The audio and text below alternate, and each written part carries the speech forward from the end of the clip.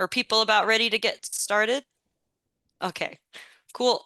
Thanks everyone for being on tonight. My name is Chris Carpio. I'm on the standing committee of the Freedom Road Socialist Organization, and I welcome and thank everyone for being on our call tonight to discuss how we're going to build the fight against Trump's agenda. That's the subject matter of tonight's call. We have people who are on this call who are in the thick of things and, uh, kind of enacting these things already, and we'll hear from people too all across the country about how we're making it happen. So thanks to everyone for being on our call tonight. I'll introduce the speakers in just a second. And what we'll do is we'll have our speakers talk and present, but then afterwards we'll have question and answer. So if people have questions for each speaker, write them down, put a pin in that because you'll absolutely get a chance to share it. So just wanted to let folks know. So we are the Freedom Road Socialist Organization. We are a revolutionary organization that isn't content to just get the scraps of the ruling class. We want to change this whole system. It is rotten, and there's no better example of that than the last election. So we're going to get started talking about what we're going to do now that Trump is back in office. He's just been in his second term of presidency for 2 weeks, and every day has brought new attacks and nasty surprises, right? The executive orders, whether it's a national emergency being declared on the US-Mexico border, the rescinding of all kinds of protections for immigrants, and there weren't many to begin with, attempting to revoke birthright, but then other things too, right? Like attacking the right of trans athletes and, the firing of all federal workers and the attacks on any offices about science, the unsuccessful attempts to freeze grants and loans and cripple higher education and more. In disturbing news, the first flight arrived today at Guantanamo Bay, um, carrying Central Americans deported from the United States to be held there in inhumane conditions, in tents, surrounded by fences and guards. It's disgusting. It's horrible. Um, Trump's been telling us this was his plan, and he's carrying through. So now there's question, what are we going to do? But just as the scale of attacks on immigrants has escalated, so has the level of resistance of the people. People have been marching, tens of thousands, high schoolers. Even in DC, the federal workers and bureaucrats are holding protests. So we're not the only ones here who are talking about this very thing. There's people everywhere, new fighters everywhere stepping forward. The world is crying out for something to be done. US imperialism is declining at gathering speeds. So should we in our efforts to build a revolutionary movement. So tonight, folks will hear all about how to do that, building the fight against Trump's agenda. I'm honored to be your host tonight and to introduce our speakers. And they are going to be Sid Loving of the Standing Committee of the Freedom Road Socialist Organization, Sol Marquez of the Legalization for All Network and Centro CSO in Los Angeles, California, and Frank Chapman, the Executive Director of the National Alliance Against Racist and Political Repression. I encourage people to think of questions for these very active, experienced, and knowledgeable organizers and revolutionaries. So without further ado, let's go ahead and call on our first speaker, Sid Loving of the Standing Committee of the FRSO. Good evening, everybody. Hello, I'm Sid. It's amazing to be in this big Zoom meeting with everybody here today, and not a moment too soon, because in just 2 weeks, you know, Trump has come out swinging, and we're swinging back. Every day it's a new attack, but we're ready. We're mobilizing all across the country for immigrants' rights, LGBTQ rights. So we're going to talk about the attacks, but we also have to understand that these are opportunities on many fronts of struggle, because he's making enemies everywhere, and we can bring many new fighters with us. So for us, as an organization, this fight began, last year. Not only did we lead a huge march at the Democratic National Convention and say victory to the Palestinian resistance. We marched on the Republican National Convention in Milwaukee as well. That was the beginning. We knew this could be coming. Inauguration Day was the next step. We mobilized all over the country. And we're saying that we weren't just ready for a fight, we're actually looking for a fight. So like Chrisley mentioned, we say imperialism is in decline, and the decline is accelerating. It's getting faster. And so all around us, the cracks in US empire are showing up and growing. And the flashpoints of mass resistance in recent history show that. We saw that, during the George Floyd uprising, where it was just one man's murder that brought millions into the street and exposed the depths of national oppression in this country and brought things to a new level. And the cracks are showing up in new places. And looking at the Palestinian resistance, and after 16 months of brutality and this genocidal war, the resistance has not been defeated, and millions around the world have stood up against the US-backed genocide in Gaza, and shown support for their fight for liberation. So Trump is making enemies there too, saying ridiculous things. He could take ownership of Gaza like one of his properties. It shows he's absolutely delusional if he thinks that the Palestinian resistance and his allies and all of us in solidarity around the world are going to give up. That is not happening. So whoever's in office, we're saying an end to US aid to Israel. We saw a huge protest in DC when Netanyahu visited. So Trump is not some kind of peacemaker. We know that. So Donald Trump, his gang of billionaires, and corporate puppets and bigots, who, there's a lot of contradictions with his cabinet picks as well. Like, I call it a Thunderdome. But they're carrying out their plans for mass deportations. There's ICE raids in our neighborhoods. His administration is going to, embolden police and vigilante violence. There's attacks on workers, women, LGBTQ folks, slashing federal jobs, DEI programs, and gutting higher education, which has real consequences. Silencing progressive voices on campus and trying to roll back all the hard-won gains that we've been fighting for. So this is not just about cutting programs. They are wanting to erase communities and histories.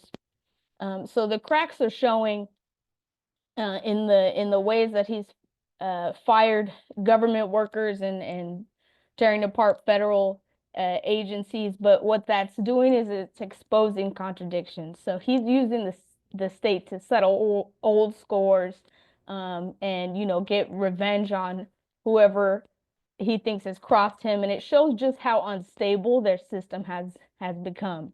So we're not crying about attacks on FBI and CIA. These are the very tools that are designed to keep imperialist power stable. And we're seeing, more and more fragmentation, and that the ruling class is divided. So all these are signs of the accelerating decline of US empire. And it's also signs of the system in decay, that comes with an imperial power that's overextended and in decline. So some of what we're seeing is actually a weakening of the state's capacity to project imperial power. And we're not interested in maintaining the status quo. We want to build a real revolutionary movement in this country.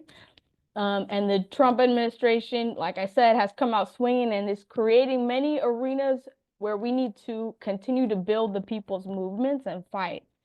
So there's more developments every day, but Sol is going to talk more about the immigration fight. But the mass deportations and these attacks on immigrants, it's not, instead of doing things quietly, that maybe is a attack previous administrations have taken, they're making attacks on immigrants into a public spectacle to terrorize communities. And protests have broken out in a number of cities. We are going to fight side by side with these groups and lead protests. There's many fronts of struggle there, and some of the things Trump has tried to do have been challenged in the courts, but it shows just how many people we're going to be able to bring with us. When we're talking about the attacks on LGBTQ rights and targeting trans people and trans ideology, he positioned himself as some kind of defender of women, and has been trying to pit the women's movement against the LGBTQ movement, when we know it's a complete lie. We understand the common roots of LGBTQ and women's oppression. These movements are our natural allies, and we're going to keep fighting side by side and not allow Trump to, try to uh, write trans people out of existence, is what that first executive order was really trying to do within the federal government. It's also worth noting that Trump is not some kind of champion of the working class, as he's tried to lie and fool so many people about. The firing of the of NLRB general counsel, and leaving the board without a quorum to hear cases. He will keep showing his ass in that regard, and we need to be there to point out the lies and misdirection and show people that how we build real people power, how we actually fight for workers' rights through our work in the trade union movement, and putting unions on a class struggle basis. So there's many attacks there. The executive orders and the mass firings, it's more than just policy shifts. They're direct attacks on workers, on our democratic rights, on our communities. And as we fight back, and um, as we build our movements, there are forces who are afraid. There's a real fear factor about repression and about drawing attention.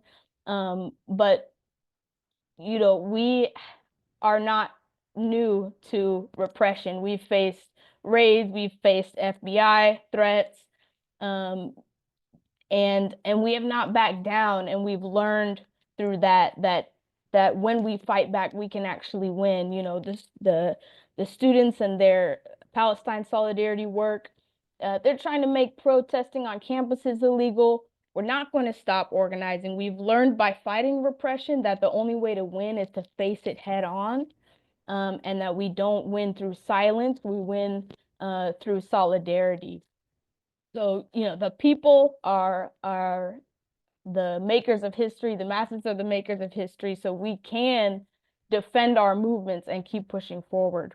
So anybody out there who's feeling overwhelmed or thinking about staying quiet, we have learned through practice that doesn't work. Silence won't save us. Solidarity will, and fighting back will. And we're not afraid of these cracks showing, and of things coming apart, because this is our chance to build our movements stronger and protect our communities and turn up the heat. So our movements are growing very fast, and we're joining forces with everybody who's sick of Wall Street calling the shots and has a bone to pick with the monopoly capitalists, which is many, many, many people. And we're building a new communist party as a weapon for the working class to take down the monopoly capitalists once and for all. So Trump thinks that he can, strip away our rights, make run the government like a business, make the rich richer, step on the rest of us. But every attack he launches just makes him more enemies, from immigrant communities to students, workers, communities standing up to police violence and national oppression. These are fronts of struggle that we have been deeply rooted in, and also new fronts of struggle. And in all of them, we're going to raise the level. So everybody that wants to fight with us, we say welcome. Let's fight together. There's many people who maybe were fence sitters before who are now getting pushed off the fence. We've got people who have, never organized a protest, saying, hey, we've got to be in the streets. We say, welcome. We're going to unite all who can be united.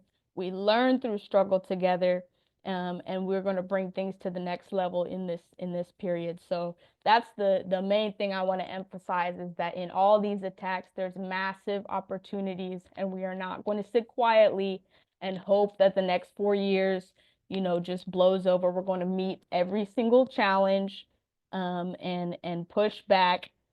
We're not backing down. We're not going backwards. We're going forward. We're going to fan the flames. So let's get to work. And I can't wait to hear about the other, a little deeper into the fronts of struggle that we're involved in now. So thank you for everybody being on. Hell yeah. Thank you so much, Sid. And I just want to repeat what Sid said there at the end. We want to fan the flames, right? We're not going to try to save the bourgeoisie from their sinking ship. We want to fan the flames and make the US ungovernable. That is the FRSO slogan for this new period, just like it was the first time he ran and became president. And what does that mean?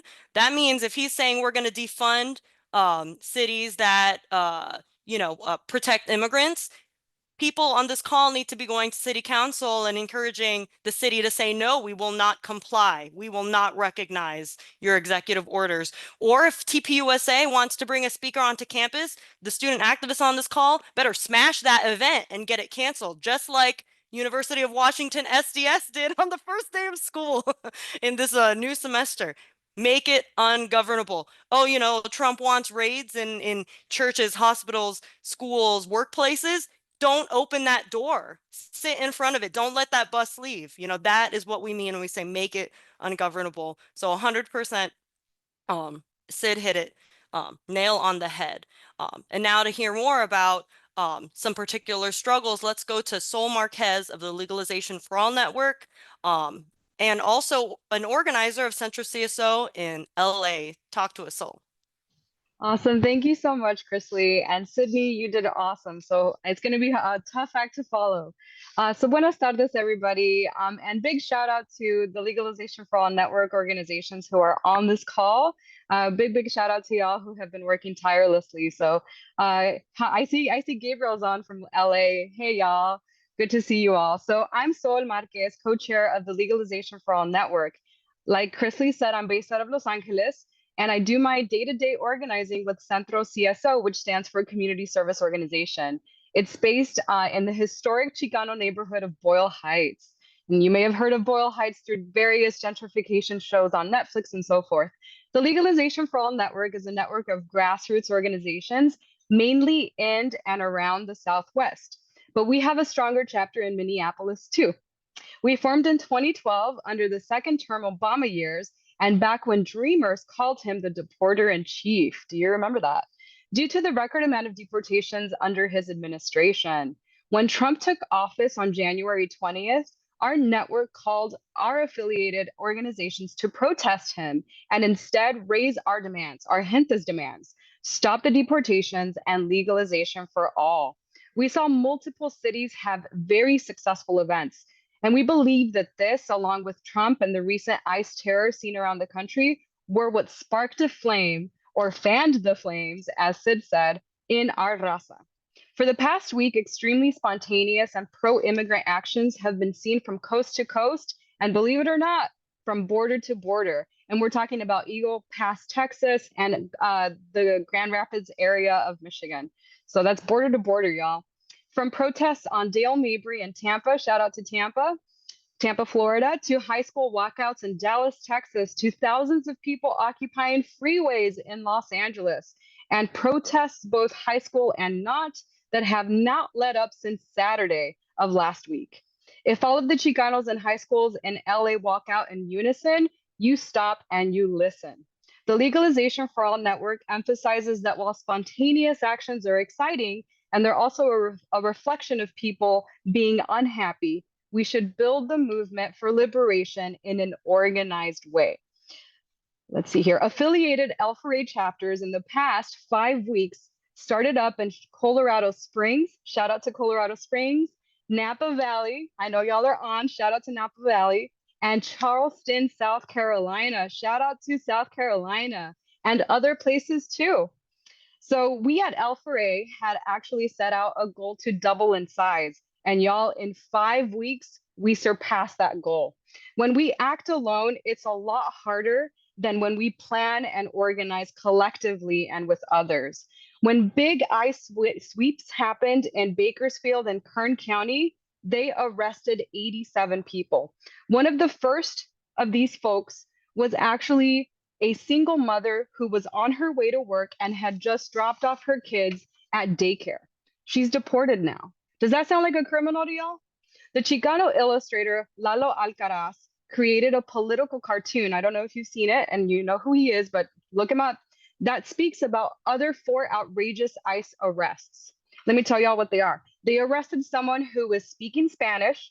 Yes, speaking Spanish. They arrested somebody who was waiting for the bus. They arrested somebody who was waiting for their wife, and even a Native American who is a US citizen. This is more than enough proof that this isn't about who is a criminal and who is not. Trump is a convicted criminal, and yet look at him, he's president. This is about terrorizing a group of specific people of a specific class in a specific location and of a specific nationality or nationalities. It's why Chicanos like me are standing up to fight back for our people. The oppression of the undocumented is rooted in our oppression, and this is why we must defend our people. I'm the daughter of once undocumented immigrants from Mexico, raised as a migrant farm worker on the Eastern Coast and Washington State. I learned about the oppression of my Black siblings in the state of Georgia. When I was working in peanut fields with my Black siblings, and they had tilled the soil. They told me they had tilled the soil for generations and generations, the same soil that we were both working on. And then I learned about the tremendous gains that the United Farm Worker Union did to help better the farm working conditions if only people started organizing and unionizing their workplaces.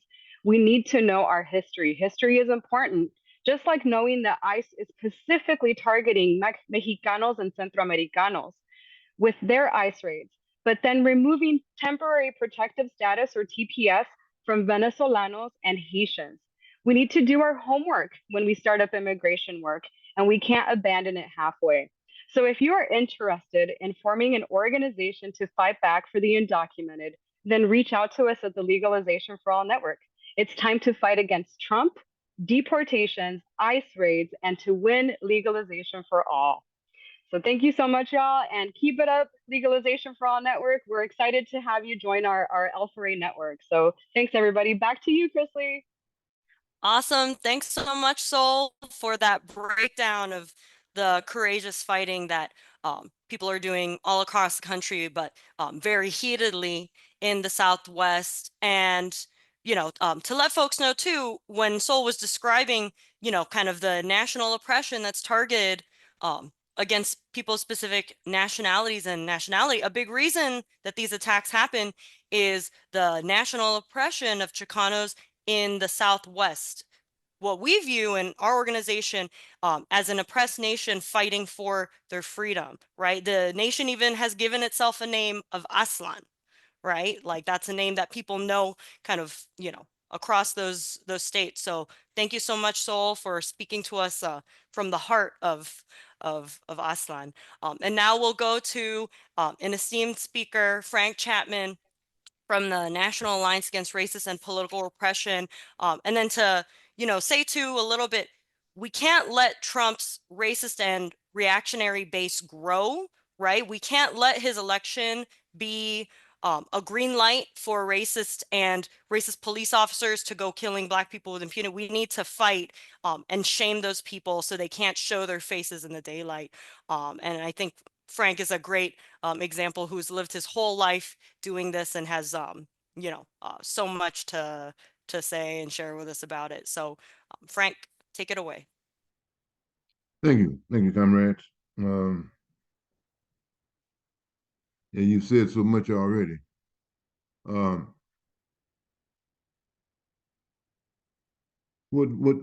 lies at the heart of this democratic crisis we now see ourselves in? I like the way that Sid put it.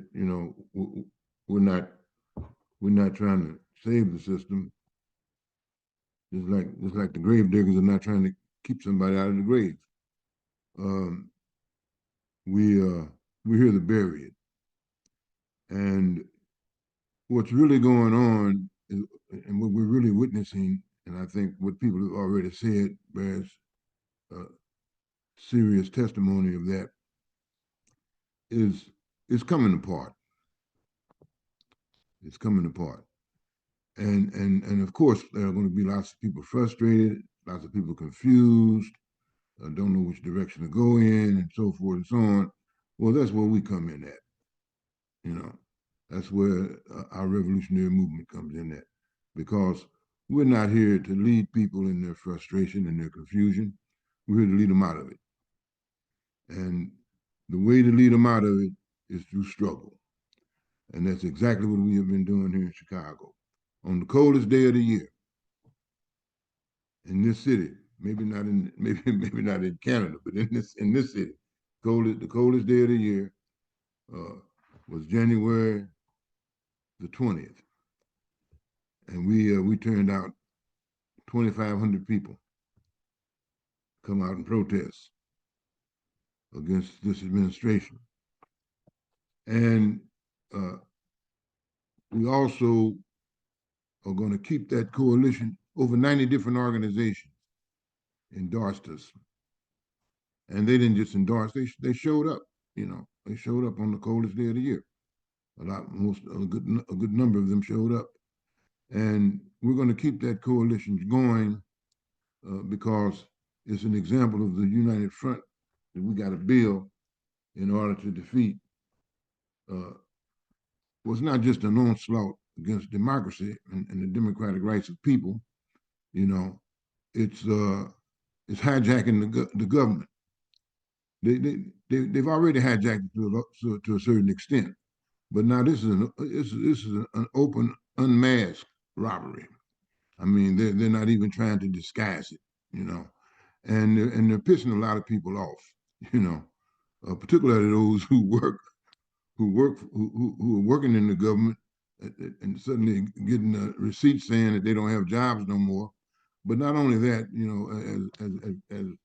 has been made manifest by some recent statements by the trade union movement. Workers are under a very serious attack. Some of these same workers who were supporting Trump yesterday realize today that they may not have jobs, and the price of eggs has not went down. So all of the illusions that were being perpetrated while he was running for office are being exploded right now by his very actions. Lying has become under him the hallmark of diplomacy. That's how they handle diplomacy. They just lie, and and say ridiculous things like they're going to turn Gaza into a resort, uh, for people to come to and have recreation after they had murdered over 40,000 people, you know. So everybody knows he's lying, you know, and people are getting frustrated about it, but not enough action is happening fast enough uh, from the way I see it, you know. We got to do more organizing. We got to get more people out there, and you know, I think in Chicago people are being surprised because there isn't a week going by that we're not organizing. There isn't a day going by that we're not organizing. We're putting people out in the streets every week, you know. And this is behind doing this here every weekend uh, uh, since October of last year uh, with with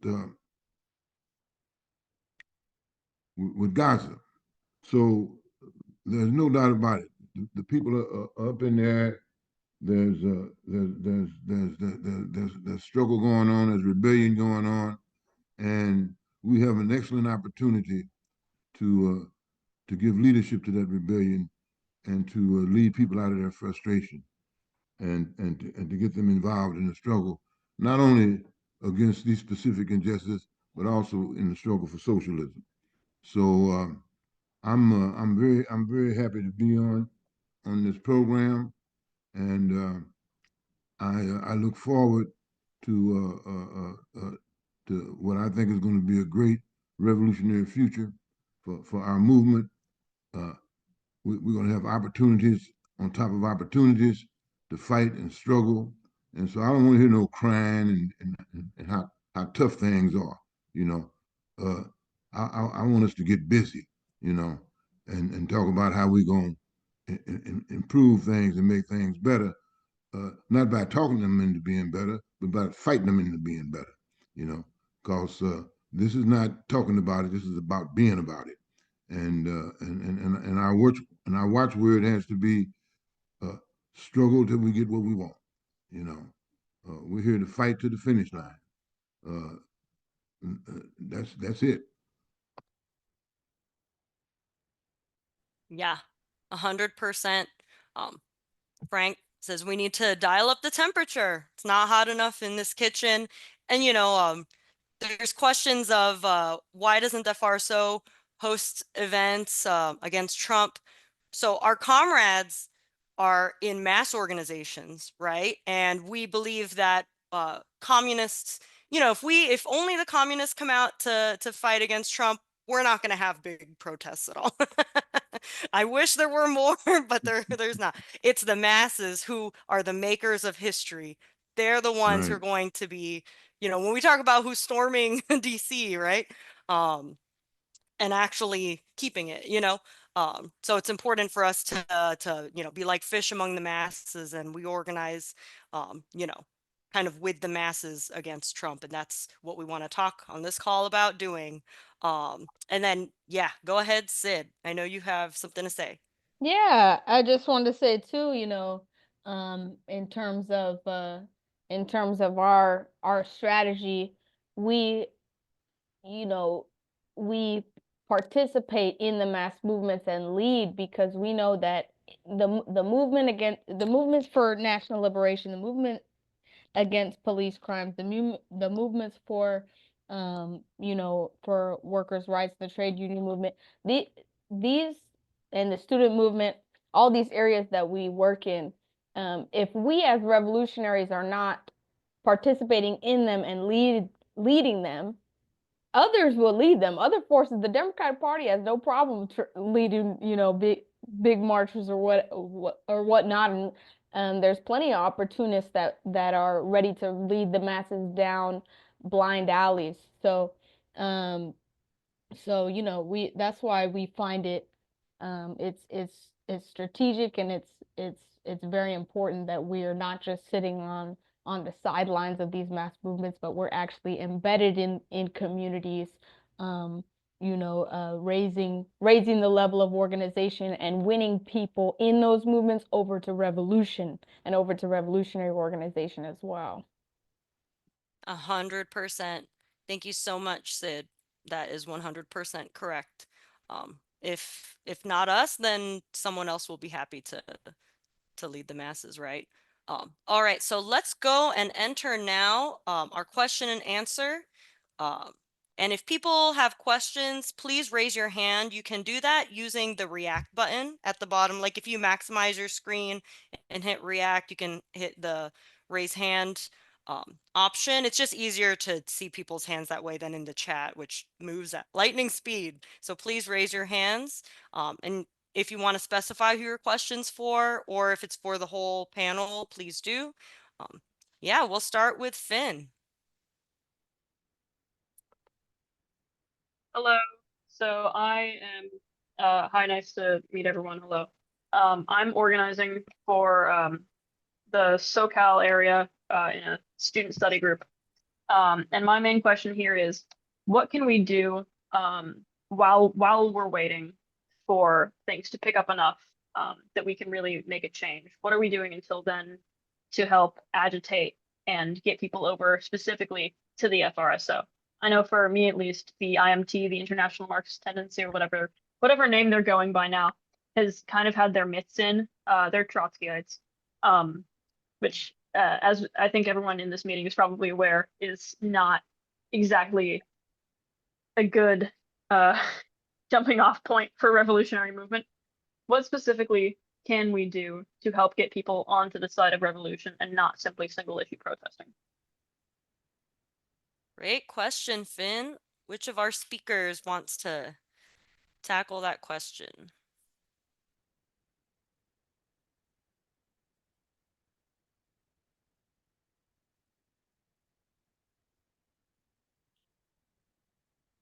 What should we do, you guys? I know you know.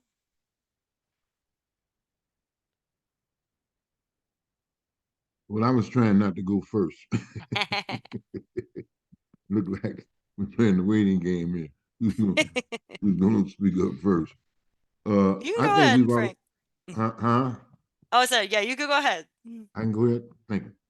Yeah, I think we've already said some of that. What we need to do. We need to be actively engaged in the struggles that we're engaged in, and heighten those struggles and intensify those struggles, because we got to learn by doing. You know, we got to. Some of these are new battles that we've never fought before. You know, because we're dealing with a situation that that you know is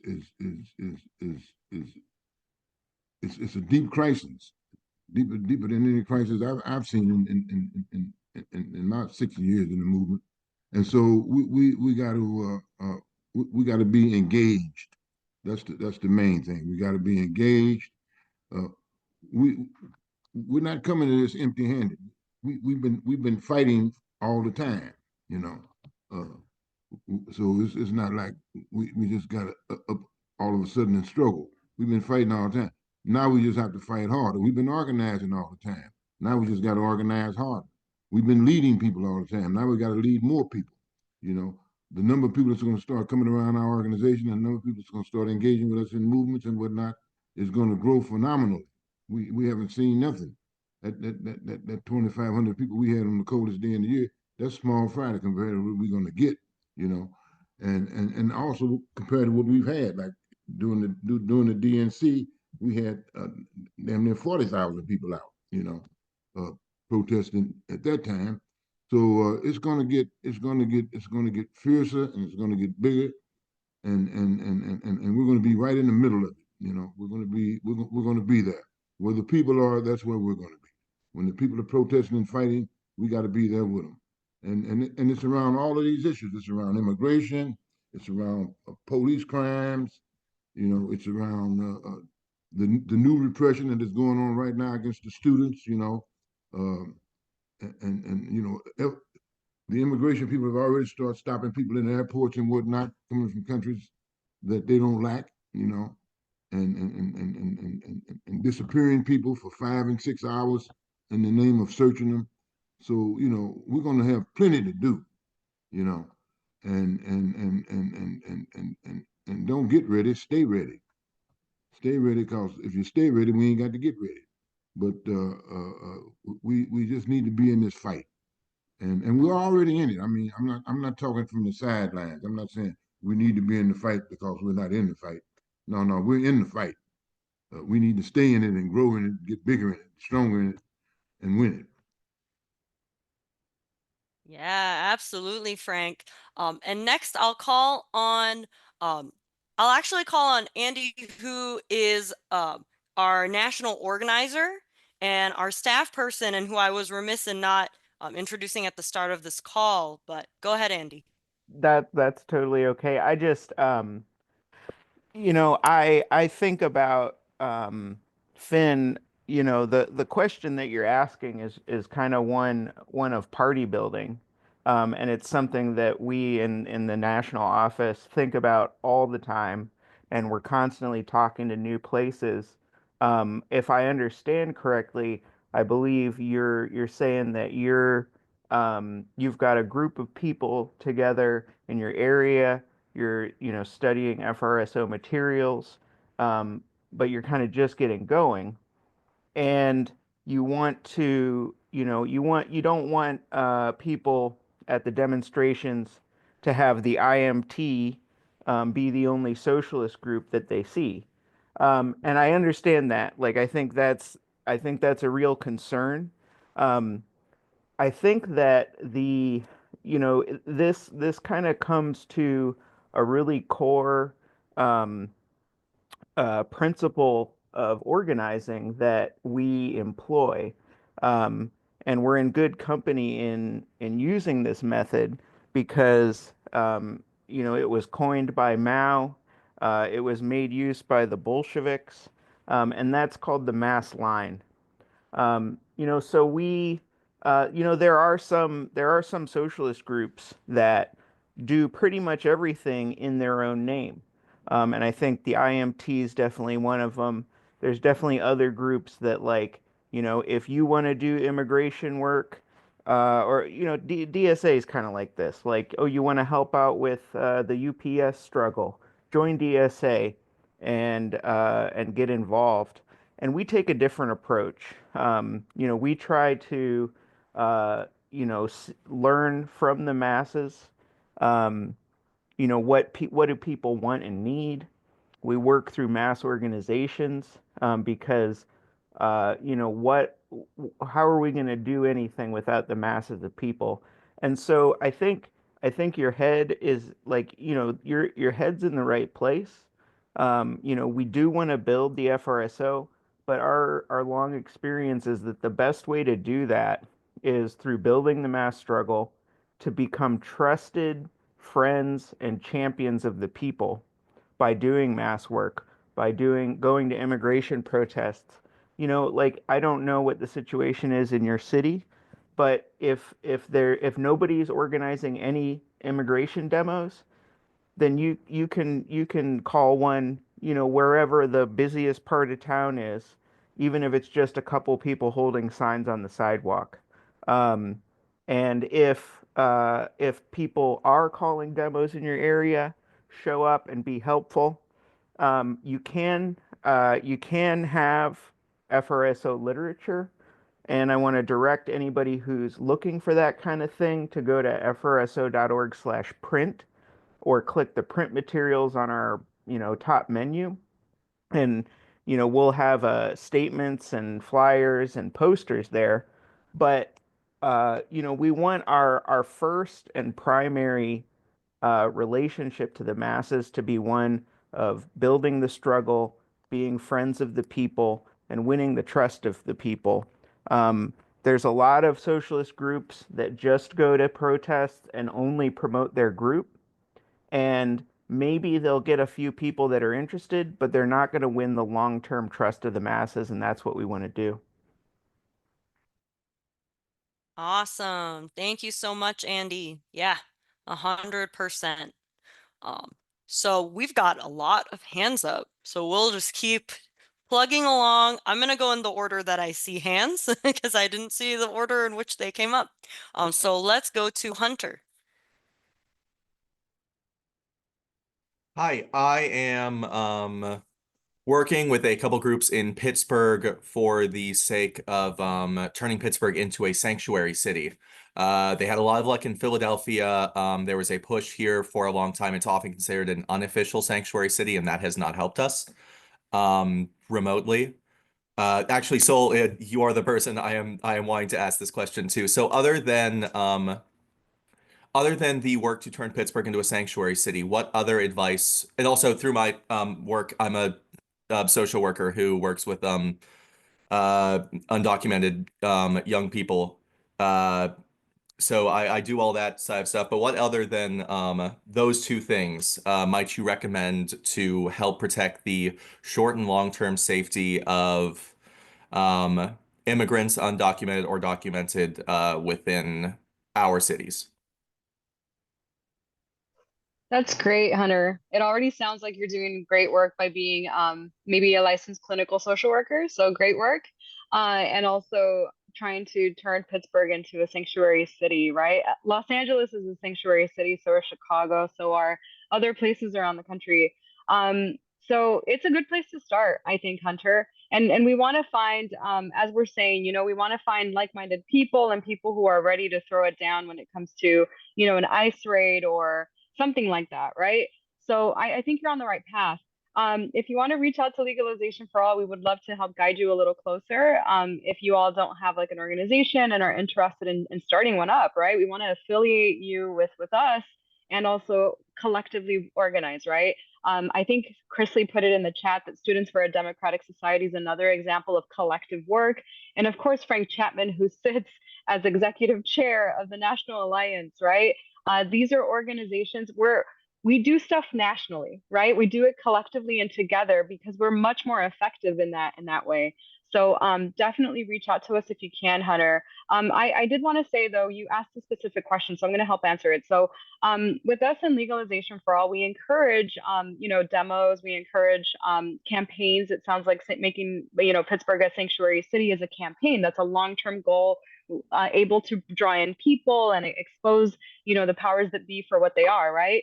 But there's also the very basic know your rights training, which has the ability and potential to bring in so many people right away, right? And so for our friends in the Midwest, Minnesota Immigrants Rights Action Committee in St. Paul and Minnesota, I love saying this as an example of what it looks like to do something that people are looking for, right?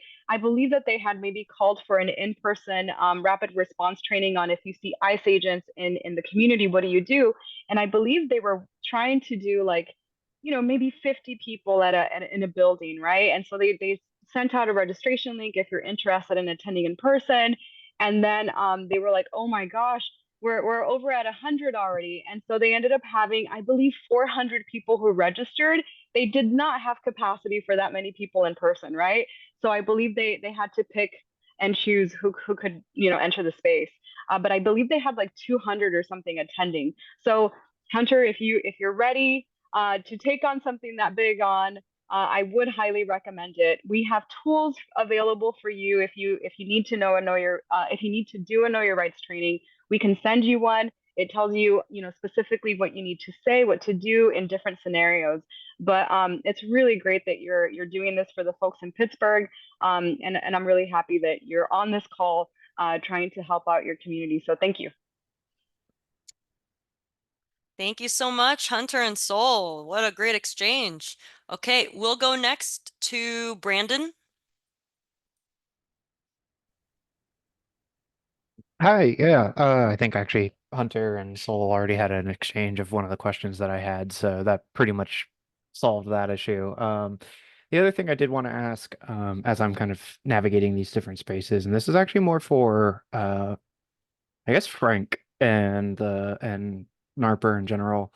Um, as a newer member to both FRSO and the communist movement in general, kind of navigating these spaces, how do you see, especially in this new political time, the communist movement as a whole, especially between, there's a few different movements or organizations that endorse or are endorsed by NARPR who have slightly different political lines or ideas of how to engage in the mass line or mass movements.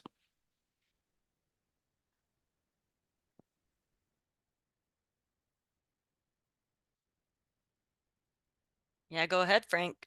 Yeah, I was just trying to get my speaker off. Yeah, great question. Thank you for that. Well,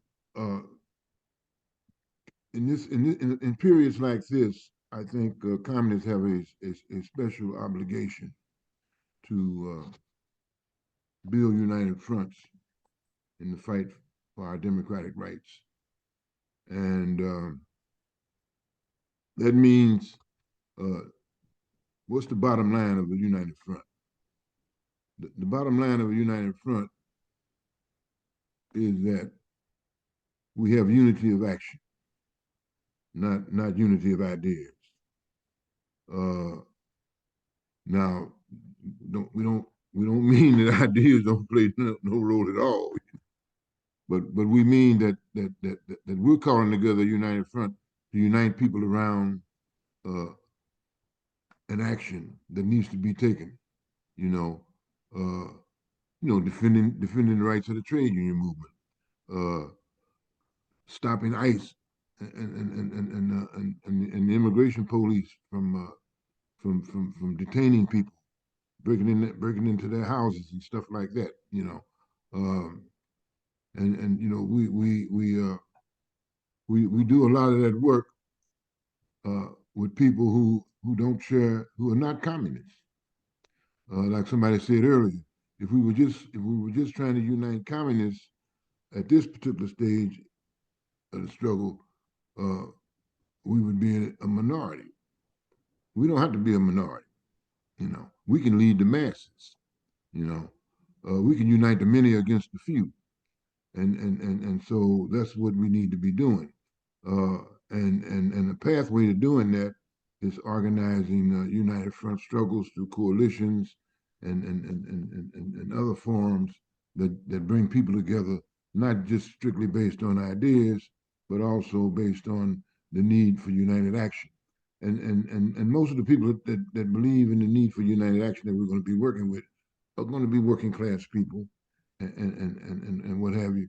So uh, they're also going to share a lot of the same ideas we have, like ideas we have about the need to defend the rights of workers and the undocumented, ideas that we have about fighting against racist and political repression.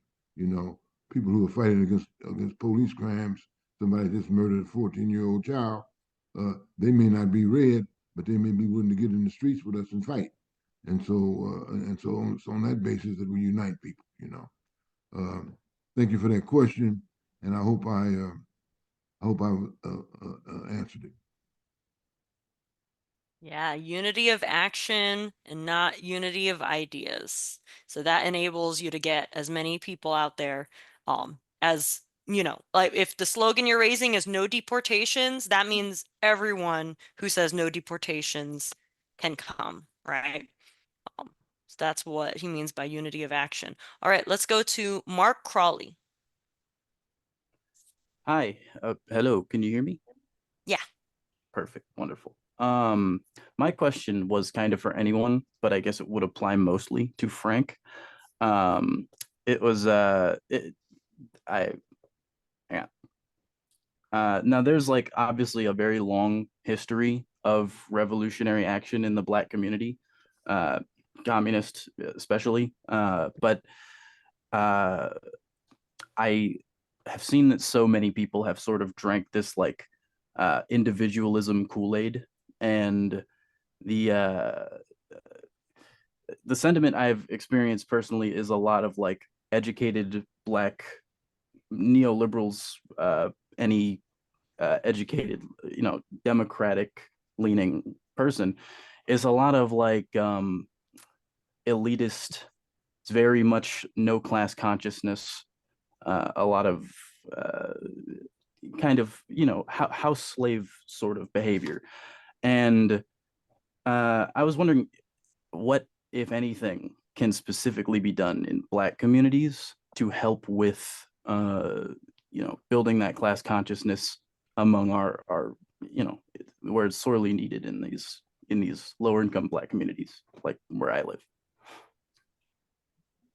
All right, thank you for your question, Mark. Who of our speakers wants to respond to that, and we've actually got multiple of leaders of our African American commission of our organization on this call. So if someone wants to take a stab at it.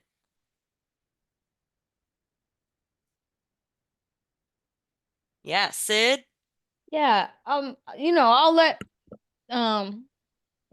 Frank talk about this too, but this kind of relates to what we're talking about and our approach as revolutionaries in the people's movements um and the mass movements. And when we're talking about uh Black liberation, we understand, that the struggle for Black liberation and national liberation and the struggle for socialism are tied up together. That's based on the history of this country. The but the reality is too that the national liberation movements are multi-class, right?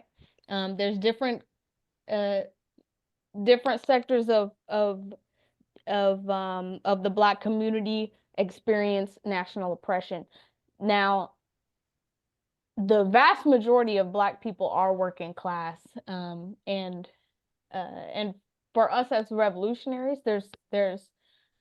we understand that the working class has to lead the national movements. That's the only way we're going to put our movements for democratic rights and put our movements for liberation on a revolutionary path that can actually uproot the entire system of imperialism, right? Um, so that's part of what we're talking about, of why we have to be embedded in our communities, embedded in the struggles for our democratic rights, because that's how we win the trust of people, and win leadership, and find fighters that we can win over to revolutionary organizations. Um, so that's a big part of our strategy for revolution as well, is understanding the at the core of the united front against monopoly capitalism is the strategic alliance between the national liberation movements and the multinational working class. Awesome. Thank you, Sid. And then Frank, I don't know if you want to add anything to that. I agree. Fantastic. Just a little small thing. Uh, it gets back to engagement. Uh, the way that we win people over uh, is not by just simply having an argument with them about who's got the best ideas. The way we win people over is to be there side by side with them in the fight for justice. Now, they may, I've even worked with people who were anti-communists, but I fought so hard with them in the fight for justice that they forgot about me being a communist, you know, and they started saying, well, damn, you guys really you really get involved. You're not bullshitting, and that's what's going on. You win people, by fighting with people side by side against a common enemy. You know, you don't necessarily win people by fighting them on the basis of what all their wrong ideas is, how wrong they're thinking, and how correct and how right you're thinking, because sometimes that just antagonizes people and drive them away from you. But it's just like in the trade union movement. If you fight real hard with the workers around the bread and butter issues that put food on the table, then they'll listen to your politics. you know. But if you're not there in those struggles, then you just sound like a gas bag. That's all I got. Awesome. Thank you so much, Frank. Um, all right, so we'll go next to Sam.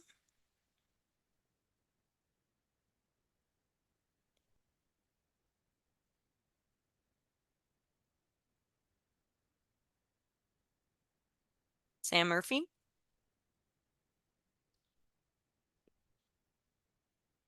Are you getting the request to unmute?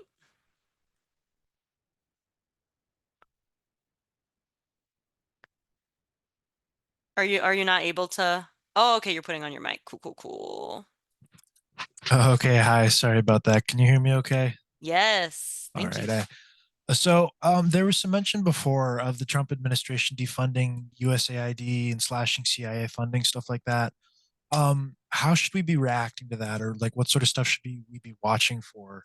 Like it doesn't. I've seen some people laughing about that. Like it's kind of funny. Like, haha, Trump's dumb. He did another thing, but like, I feel like that's sort of underestimating our enemy. You know, like I don't know. Like, how should we be reacting to that? I guess rather than just calling it dumb and laughing at it.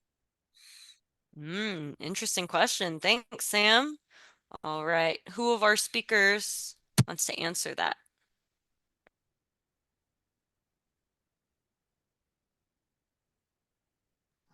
Chrissy, would you be able to repeat Sam's question? I think I understood it. I just want to.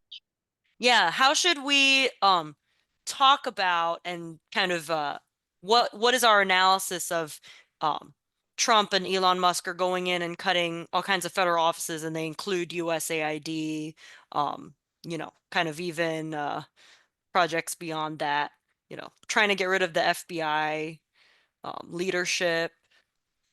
So how can we, oh, and the addendum to that question was, are we underestimating um, Trump, who can do these things? What exactly is going on? It feels like too good to be true. I guess there's something off about it. Thank you. I can take a stab at this. Oh, I see Soul. Okay, so we'll go Soul and then um yeah.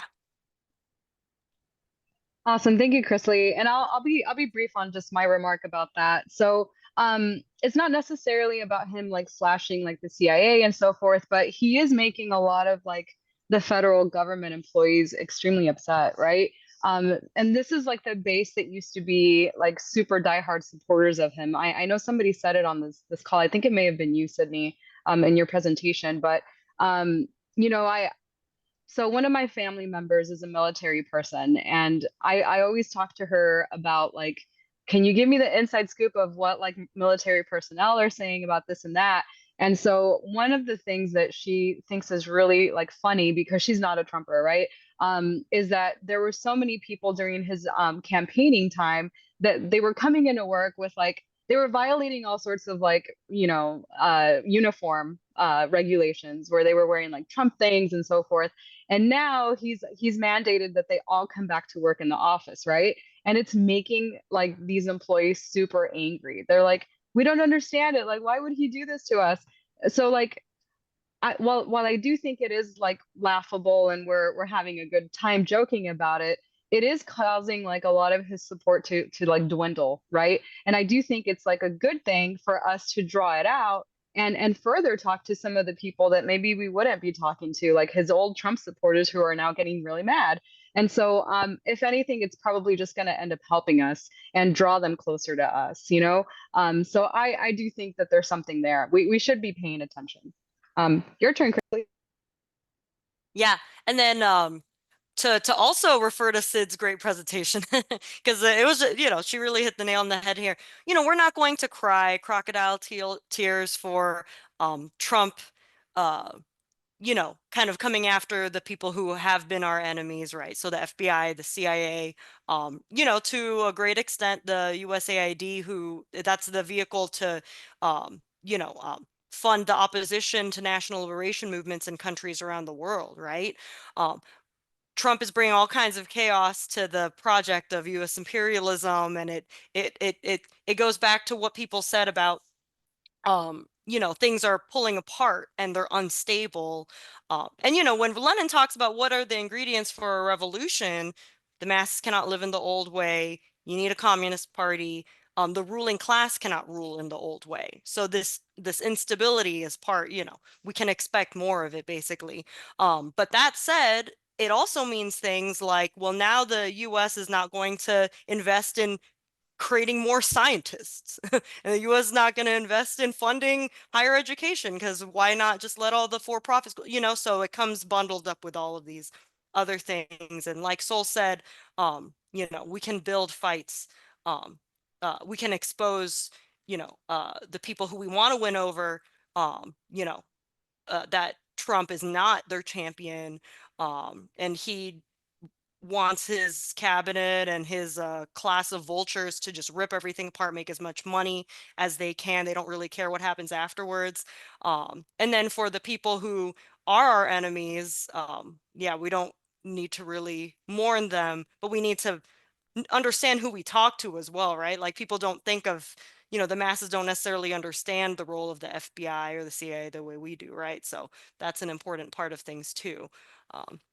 But okay, so let's continue with hands. I'll go next to Altessa. Hi. Hey, I'm sorry, I'm nervous. This is my first meeting ever. So I have a few friends in real life, right? And I live in a pretty small town with quite possibly very old, very reactionary, not many opportunities to organize.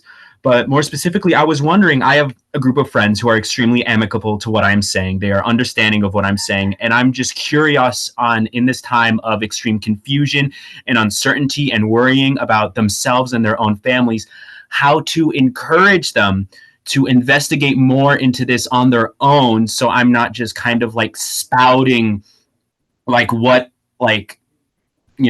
theory at them, and then it just goes in one ear and out the other, because that's not a very effective thing. They should be engaging with it. And I'm just wondering how I could encourage that, because I feel like it would be, extremely good for them to, learn some more about that stuff.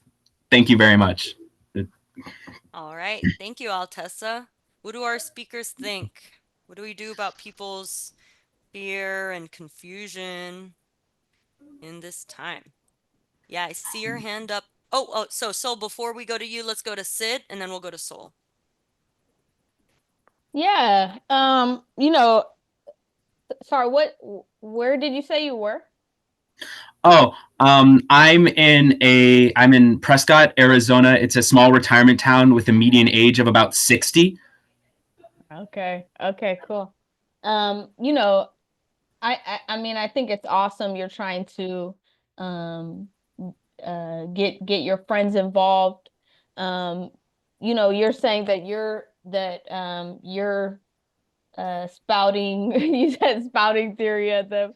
I mean, all of these things that are coming up, the Trump attacks, they're all opportunities to use what's happening around us to make those larger points and show people the cracks in the system and what's possible. You know, maybe y'all could start a reading group together and read some revolutionary theory and talk about what's happening. If there's protests that are in driving distance, bring them out to stuff. Sometimes it can have a radicalizing effect to see what groups are doing. You know, you can read about what we're doing all over the country on Fight Back and share that. Sometimes we feel if we don't see how people are actually resisting and how movements are actually growing, people can feel kind of isolated in their views and think they're the only ones. So that there's a huge we say a protest is the highest form of propaganda, and the people who are sitting and watching can see that they're not alone in how they feel. So there's all kinds of opportunities. But go ahead, Sol.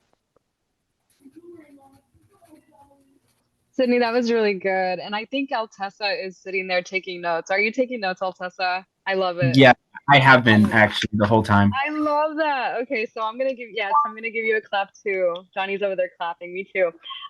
So I just I want to say this reminds me of my friends in high school, right? We thought all sorts of stuff. We were like, oh, we're gonna go and spray paint our town, our tiny town with some really enlightening graffiti at night. And then when they wake up, everybody's gonna love it and we're gonna like see protests. Like it was very idealist, right? But you know, Altessa, you're right. Like if you have people who are sympathetic to like what you've been saying and so forth, you know, you're wanting to take it a step closer, right? So you're wanting to like get them like agitated enough to want to take action. So that can be a difficult place, right? So you know, maybe sometimes, and I saw that my homie Karina in the chat just said something really good and similar to what I was going to say. So shout out to Karina too, who's also in Los Angeles. So you know, sometimes you just got to meet them kind of like where they're at, Altessa. Like what do they care about, right? And it can be literally anything because you can't escape capitalism, you can't escape imperialism. So it can be about cats, you know, and suddenly you're talking about like capitalism and cats, you know. So Man. just yeah, yeah. Oh, I'll stop there. I'm sorry. I just wanted to add on is that more specifically, what I'm wondering about is that I've been talking to them specifically about unionizing and the proletariat and bourgeoisie specifically to them.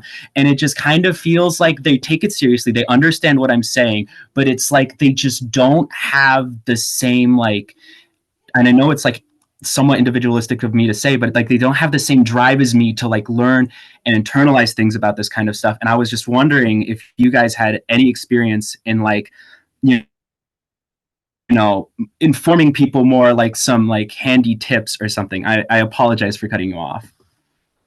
No, let's go to, I see a hand from Andy. I feel like he has an answer to this one. Yeah, I agree with what folks have said for sure. I think what Soul said about, finding what people do care about is important. And I was going to ask, I think it's awesome that you're talking to them about unionization. I was going to ask you, how many people are we talking here? And maybe you can DM me your address and I can send you that many FRSO programs. You can hand it to them and say, hey, let's read the first chapter and get together and talk about it. Because I think, if people are open to that, maybe they aren't at that place yet.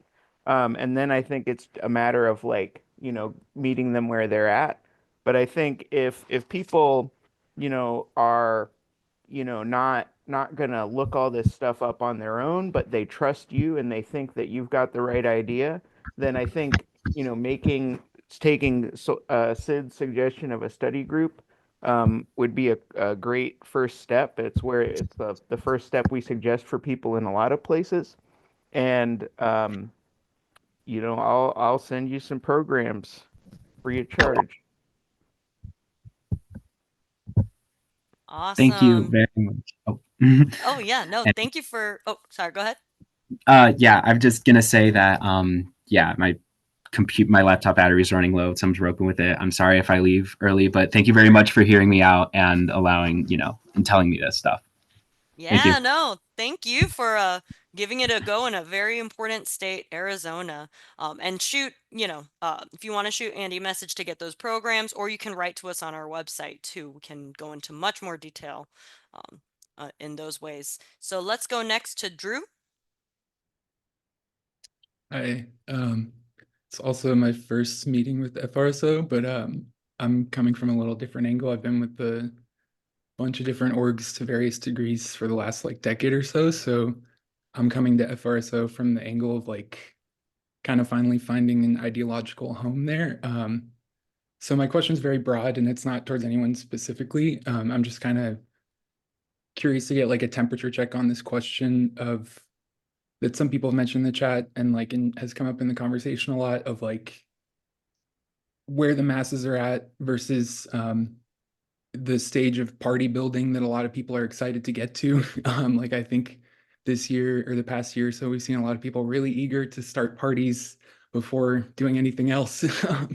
And I appreciate that energy, but I what I've been learning about and appreciating about FRSO is a different approach as it's come up in this conversation. And yeah, I'm just curious, like if there's any plans to start facilitating conversations about those types of topics, or if, like, I know it may not be a totally public facing thing, if those things are going on behind the scenes with other orgs about, like, I know there's things like the DSA Marxist Unity Group that's been pushing for the DSA to transform into a party. There's all these different conversations coming from different ideological tendencies. And I'm just kind of wondering, like, what FRSO sees its place in that in the future, in the near future. Because yeah, I think it's a very opportune time in a way that's kind of like transformed my view on what a party could achieve. I think there's a lot of positive energy around that idea, but I also know that, you know, we don't want to jump the gun on forming an organization before people are actually ready to commit to something that can win real power,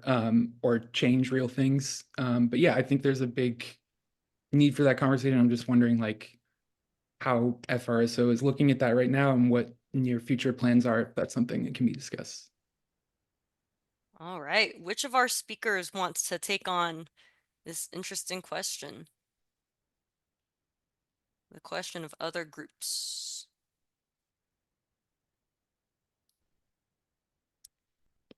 Sid, Sol, Frank.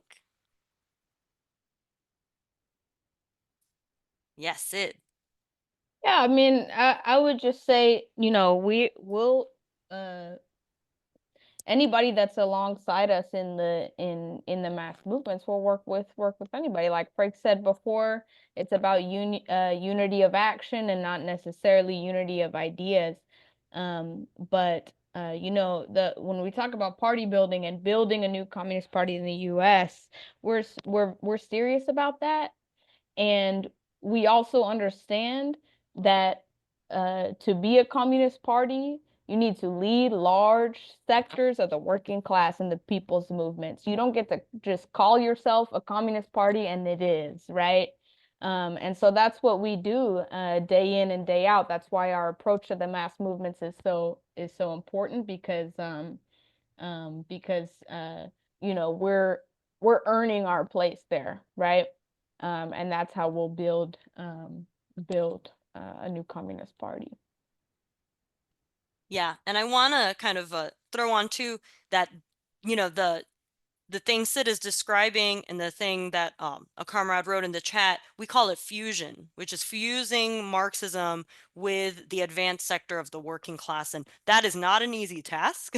It does absorb, you know, like our labor folks talk about it day in, day out. And that's where we put our energy. And that's why we're not looking to, you know, try to get people intentionally from groups like, you know, from other groups, right? Or try to build like a left unity project or anything, is because the task of fusion is what will make any group a communist party. And the group that does that is the one that will form a communist party in the US. And that's where we've evaluated our time should go, rather than kind of paying, you know, too much close attention to what's going on. And we have a non-sectarian relationship with each of these groups, right? We don't want to do anything that will destroy that, right? But, you know, people do come to us from those different groups too, and we don't turn those people away at all, right?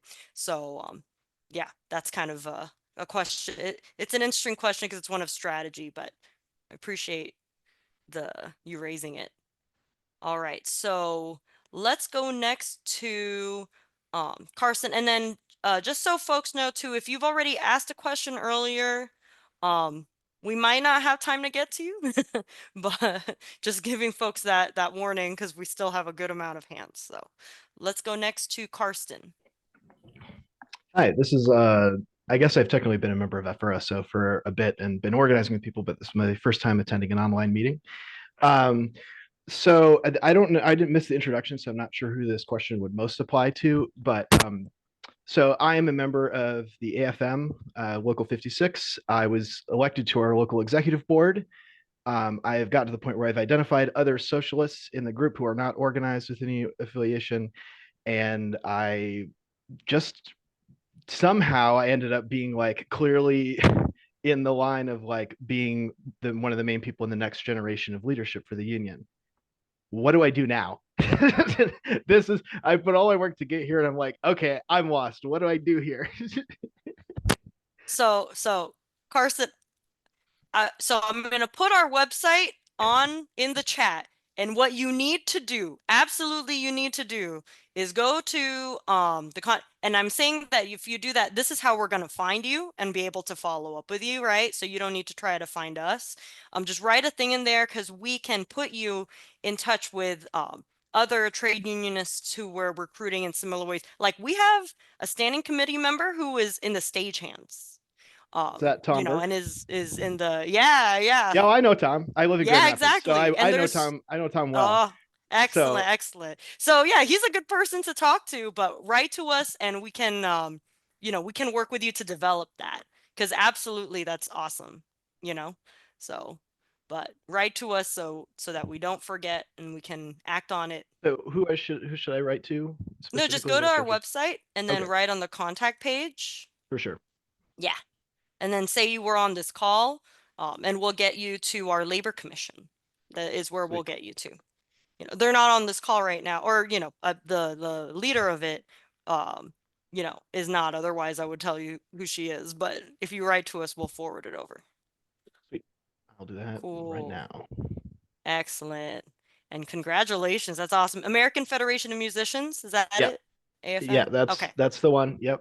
I right. was very out about being a leftist. I didn't say I'm a communist, but they voted for me, and I had people in the orchestras saying to vote for me. I'm like, I did not expect this to go this well. It's that kind of time. It really is. It's that kind of time. Get FRSO programs. Write in your message to also I want FRSO programs and order a specific number. We'll make sure you get them. Right on. All right. Thank you.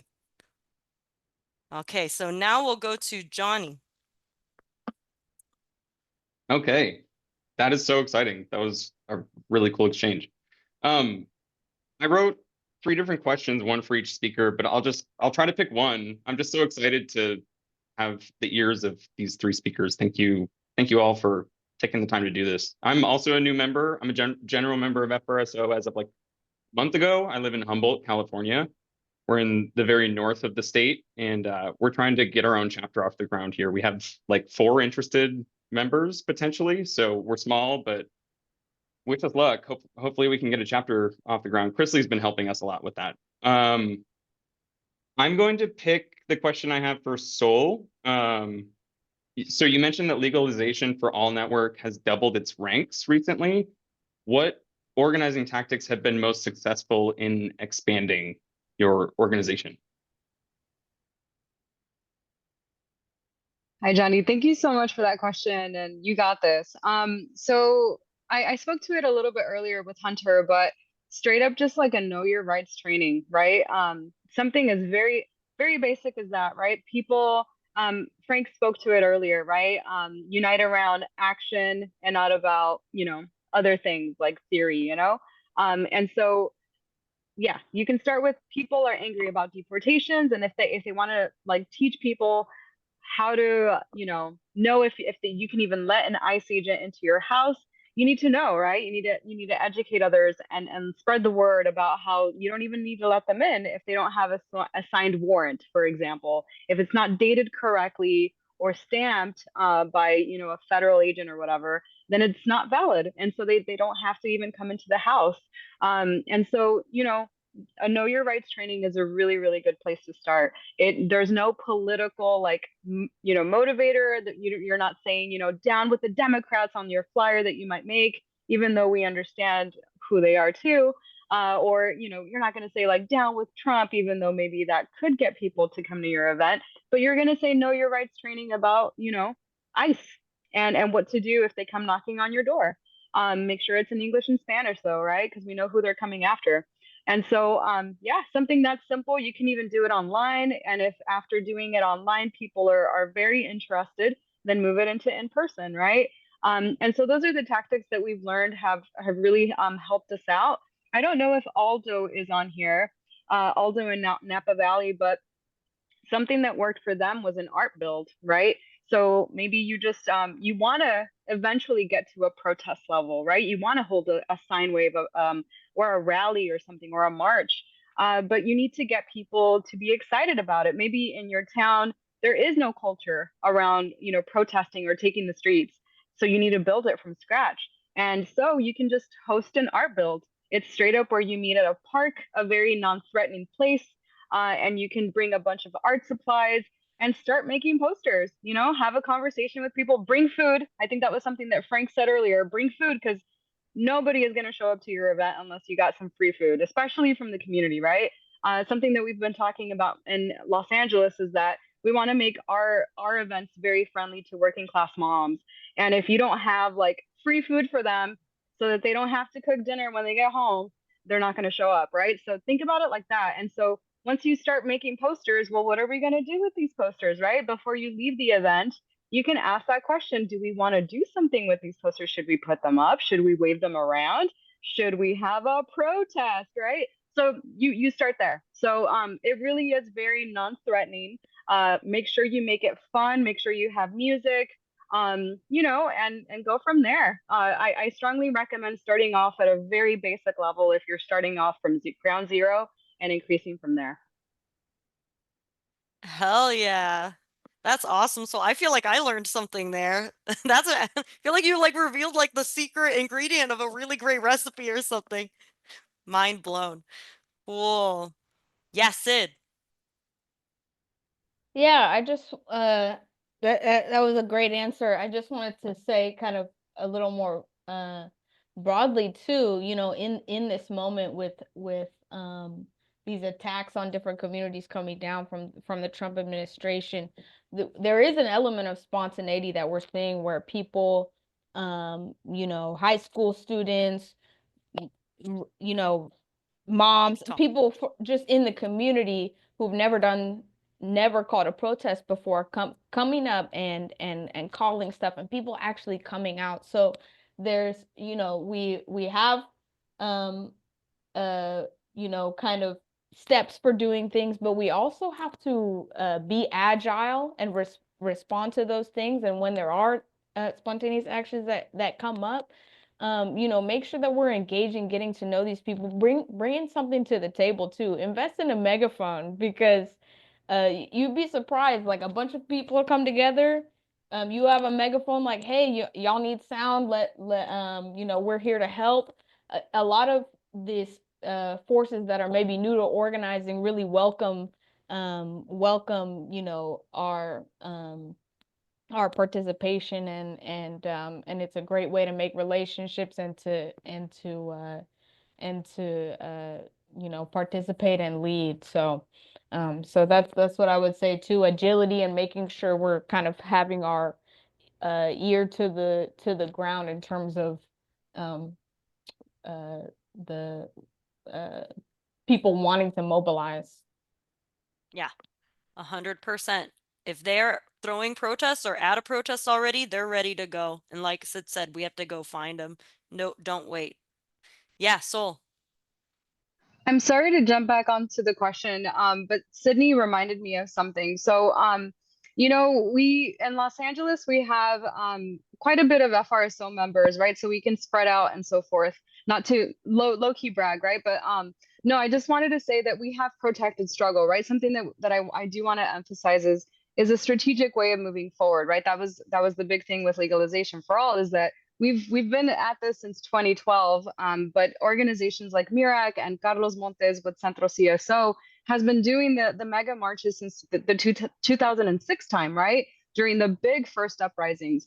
But like Sid said, there are literal walkouts that are happening with in Los Angeles. They just happened a few days ago. All of these high schools walked out, right? And so they looked at basically nobody for leadership, right? They were just like, we're angry, we're walking out. Their moms are the ones who contacted us and said, "Can you please walk out with my student?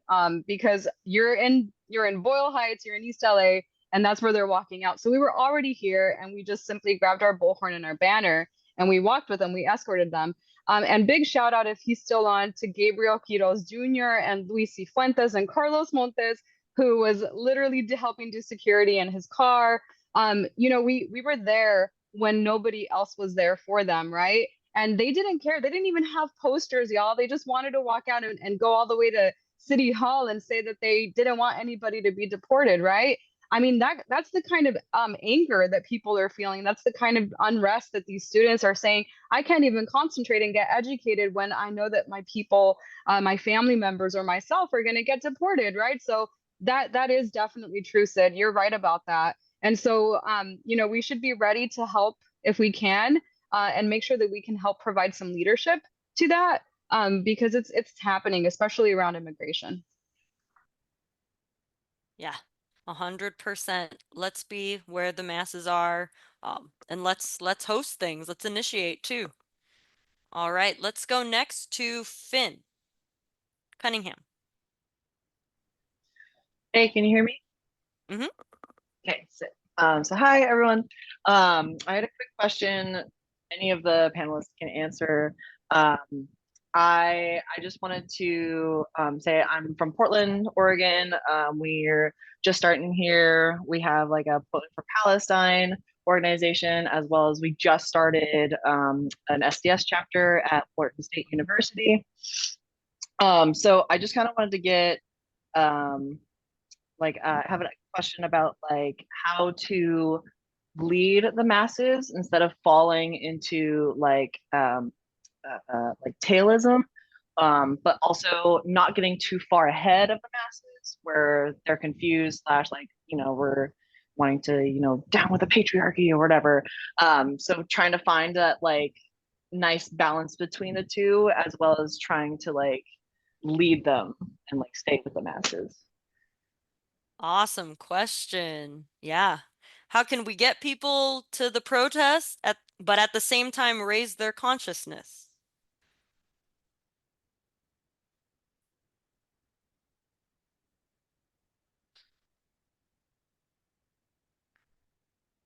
Sid, Frank, or Soul?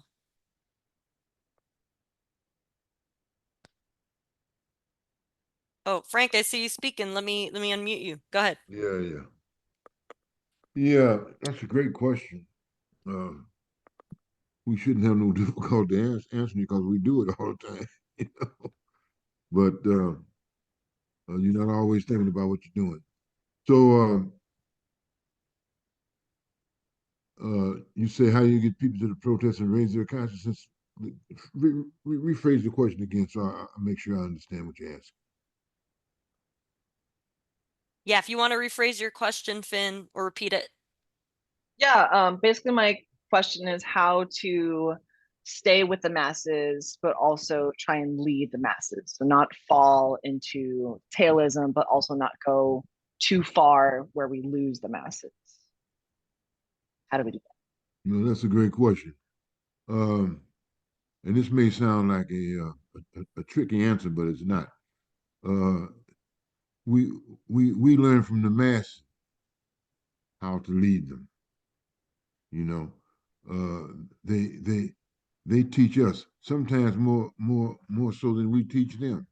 You know, I always tell people that I work with, you know, because we do a lot of mass work in the community and whatnot. I say, listen to people. Don't do all the talking. And if you listen to people, people will tell you how to organize because they'll tell you what's going on in their life, what's affecting them, and what they're pissed off about. And so that's your key, you know. And then identify and relate to what they're talking about, you know. So it starts by working with them very closely and learning from them how to organize them, you know, because you know, particularly when you're working with the urban poor and people like that, because they got lots of problems, you know, and so you have to be willing to listen to those problems and whatnot. If you're working with students who are enthusiastic and idealistic and ready to get to rolling, that's a different thing. So you have to tailor your thinking uh, to fit those that you're working with, you know. And if you've been learning the science of Marxism Leninism, then that science kicks in, you know. But it kicks in on the basis of practice, and you take their ideas, and Marxism Leninism teaches you how to give them their ideas back with science, you know. you take. Does this make any sense? Um, it's got to make sense to you, otherwise. uh, but you know, it's a serious question, but also it's a complicated question because some of us don't know how to do it. But I'm saying that you do it by really paying attention to who you're organizing and you know, listening to them and let them teach you what to do, you know. And then you know, in the process of doing it, you know, you get better. You know, this way you practice your way into correct thinking instead of trying to think your way into correct practice. You know, because you know we're materialists. We believe in practicing our way into correct thinking. You know, uh, we don't go. Let me stop. Let me stop right there. Because I'm getting ready to do what I'm telling you not to do. You know? Hell yeah. No. So to give a brief, and I know there's a lot of hands, to give a brief example of what Frank is talking about, after Michael Brown was killed, right, in Ferguson, and the people of Ferguson had an uprising led by Black people, had a big uprising across the city, and there were solidarity protests all across the country.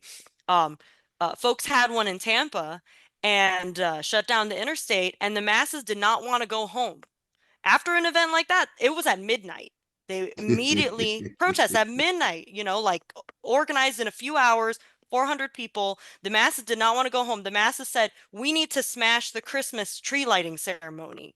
Because if Michael Brown can't celebrate Christmas, the city of Tampa can't either. And that is what people went and did. So that is what Frank means. If people are ready for that, then you do that. If people are not ready for that, then maybe you do something else. But you pay attention to who you've organized. Oh yeah, 100%. And we're entering times where, you know, people are taking the interstate, taking the highways, you know, so be Get ready. ready so you don't have to get ready, like Frank said earlier. All right, let's go to Kevin Heaton. Yeah, hi. I'm new and um from Boston, and there's a lot of liberals here, and so it's like, what do you say to people that are like, well, okay, the Democrats aren't perfect, but we need them to like protect like Medicare and Medicaid and housing and disability and reproductive rights and et cetera, et cetera. All right, who wants to answer that among our panelists?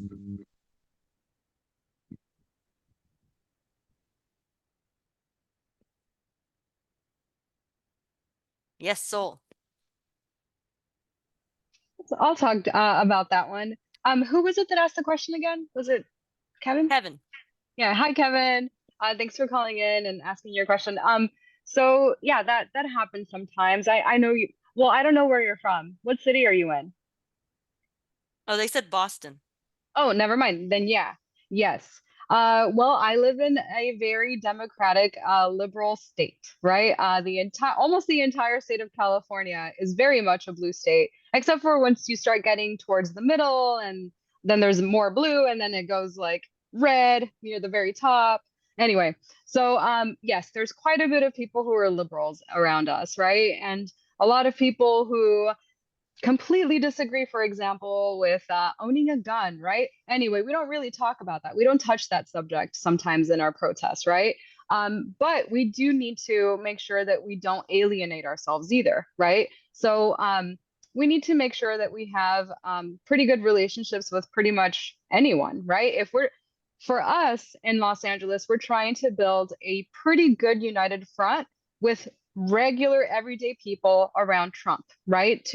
We think it's a pretty good idea to do that under this time, especially if people in high schools are coming out for immigrants' rights, and especially if there's other attacks like against women and LGBTQ people, right? So we do think it's a good idea to ally ourselves with pretty much everyone. And that is going to include Democrats, and it is going to include people who are liberals, right? Because of course, at the end of the day, they also want a lot of the things that we want. They just might not know it, that what they really need is revolution, right? So start with where, you know, they are, what they care about. Bring them to your protest, but don't alienate them from you, because at that point you'll just be a very lonely person or a lonely organization who has nobody to work with, right? So I would definitely not criticize them, especially publicly. You know, you can do that together with your really cool reading group if you have really cool reading programs. We understand that sometimes the Democratic Party is, you know, the party of the 1% who has the rich interest to uphold, but we don't really talk to them about that if they attend our meeting against Trump or to fight deportations. Awesome. And then Sid? Yeah, I think you know, Soul hit it. When we're in this era of building a broad front against Trump, that means that a lot of people who are the base of the Democratic Party are the very people that we're trying to bring with us under our leadership, and that's part of uniting the many against the few. You know, the things fighting side by side about the things that they care about. When we're in the movements, when we're actually struggling for these, for you know, these things that affect our day-to-day lives, that's how we learn. We learn through struggle. None of us were born communists or born revolutionaries. Maybe somebody was if their parents are. No, we weren't, right? We've all had wrong ideas and that we overcame. And the main way that we learn is through struggle. That's how we see the real face of the enemy. You know, the Democrats, they don't really need our help disappointing their base and you know, showing that they are that they're not for the people. That comes, and if we're actually there side by side with those people who did believe in them, we'll be able to point out those contradictions and win people over to our ideas. Awesome. Thank you so much to our speakers. And then let's go next to Pavin. Oh, hello, everybody. Okay, good people can hear me. Yeah, hi, hello. My name is Paven. I'm a citizen in the Quapaw Nation of Oklahoma. I'm also Kiowa. With it, I just wanted to say that I have love for your org. I've had nothing but good interactions with your comrades. I did have three questions though, for the panelists. I wanted to ask, like where FRSO is at with like understanding, like what your line is on the Native struggle and integrating with it and working with it. Do you all have like a Native commission in the same way that you have like a Black commission? And also finally, there is tension between like Native work and Native movements and the concept of Aslan and kind of like the way that that has been articulated in the past. And I was just curious, like, kind of where y'all are at with navigating that. And yeah, but yeah, I just wanted to know. And thank you for having me here. I'm happy to be here. All right. Yes, Soul. Hi, was it Pavin? Did I say that right? Pavin? I think Pavin. Paven, my bad. Paven, thank you so much for being on. That's amazing. It's always exciting to have actual Native people on calls like this and to be talking to folks like you, right?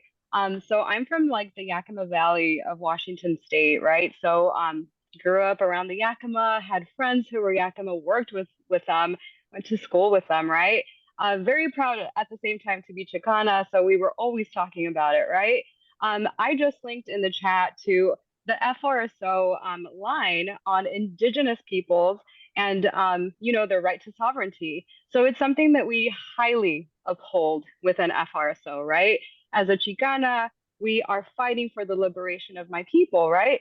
Much like you, Paven. So, you know, very similar struggles. And so you all are within sometimes areas that are in other nations as well, right?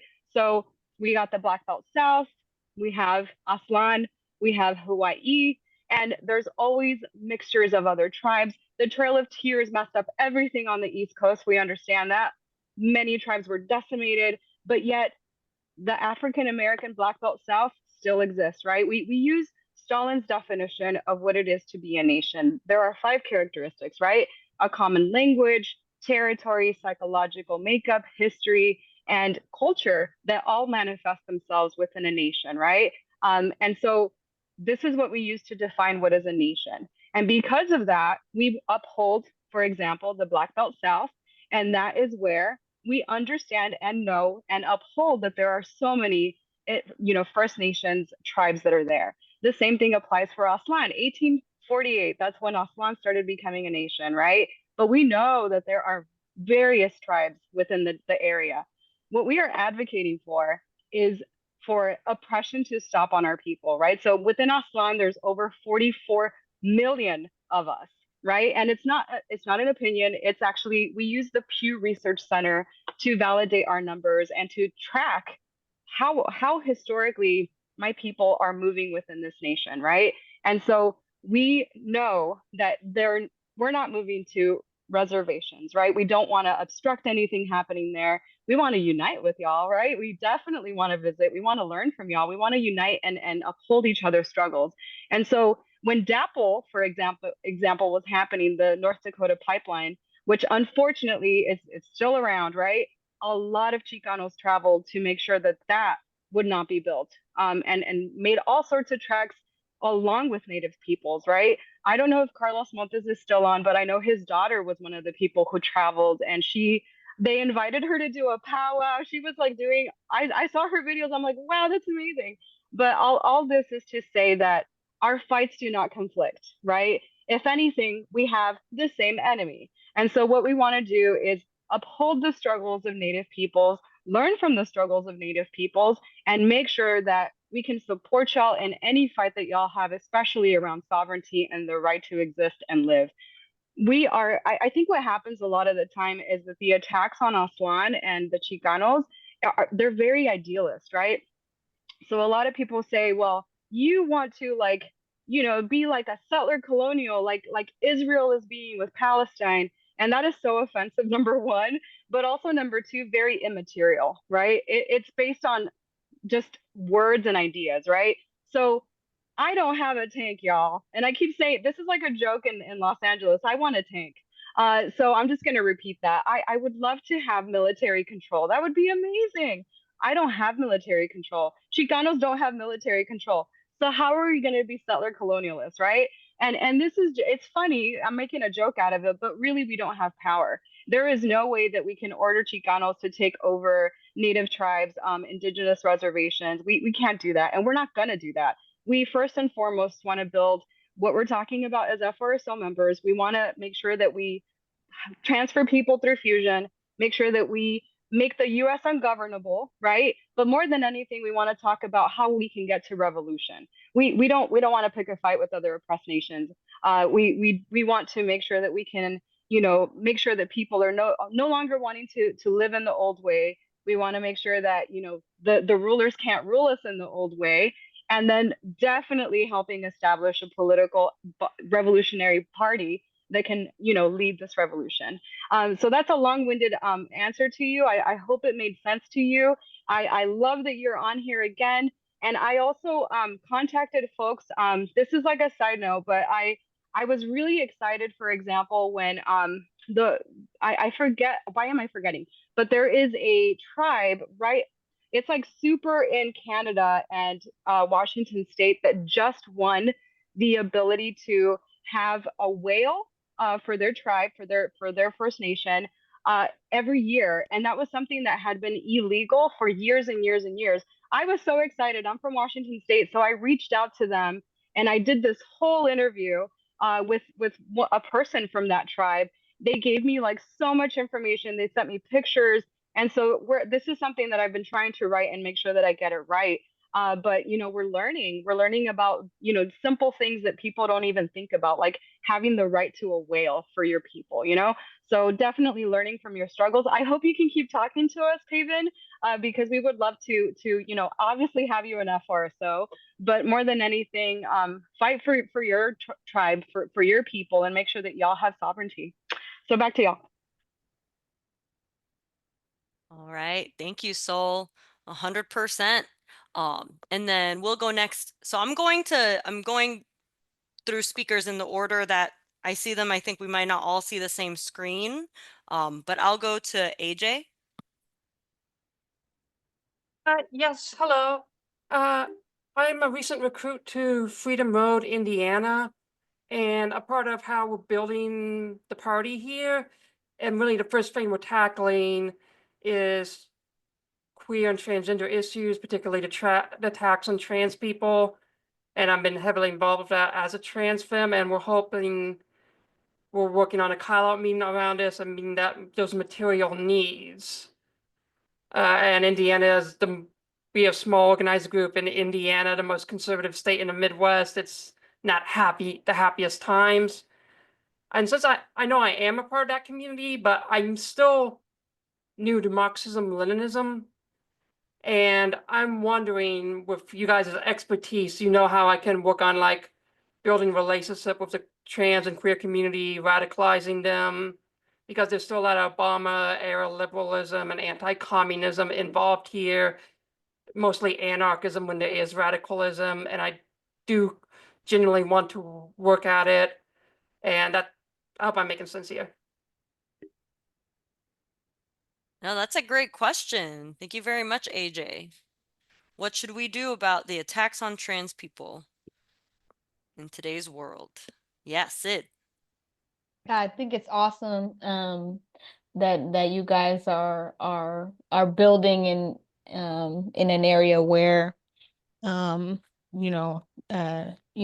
people. It's interesting because in the period before, a lot of the attacks on LGBTQ people came from the states, and now it's from the federal level. But obviously, it depends on the conditions where you're at. But I think making part of building a base for that kind of work is making relationships with whatever groups are around you. In this movement, there's a lot of the anarchism is there. There's a lot of different ideologies that are not ours. But part of building a base is just getting to know these different groups. And they might have tactics that are different than ours, or maybe they're focused on addressing some of the needs around healthcare and the legal battles. That's fine. We don't have to do everything. If we have relationships with those groups, then we can build coalitions around that, and then try to raise the level of militancy and say, hey, like people are angry about this, let's hold a protest. Even if it starts small, that's okay. Being out there and being bold will draw people closer to you too. So it's a key front of struggle right now, and things are only going to heat up. So don't be discouraged. Thank you. Awesome. Yeah, thank you very much, Sid. All right, we'll go next to, okay, so we'll go to Ryan, but Ryan's microphone is not working, so they actually sent me their question. They have a question about fascism. They feel like the term is being thrown around, but is there a difference between being a fascist and ruling in a fascist manner? Whatever the answer is, they're wondering if it's accurate to call Trump and or Elon a fascist. So what do our panelists think?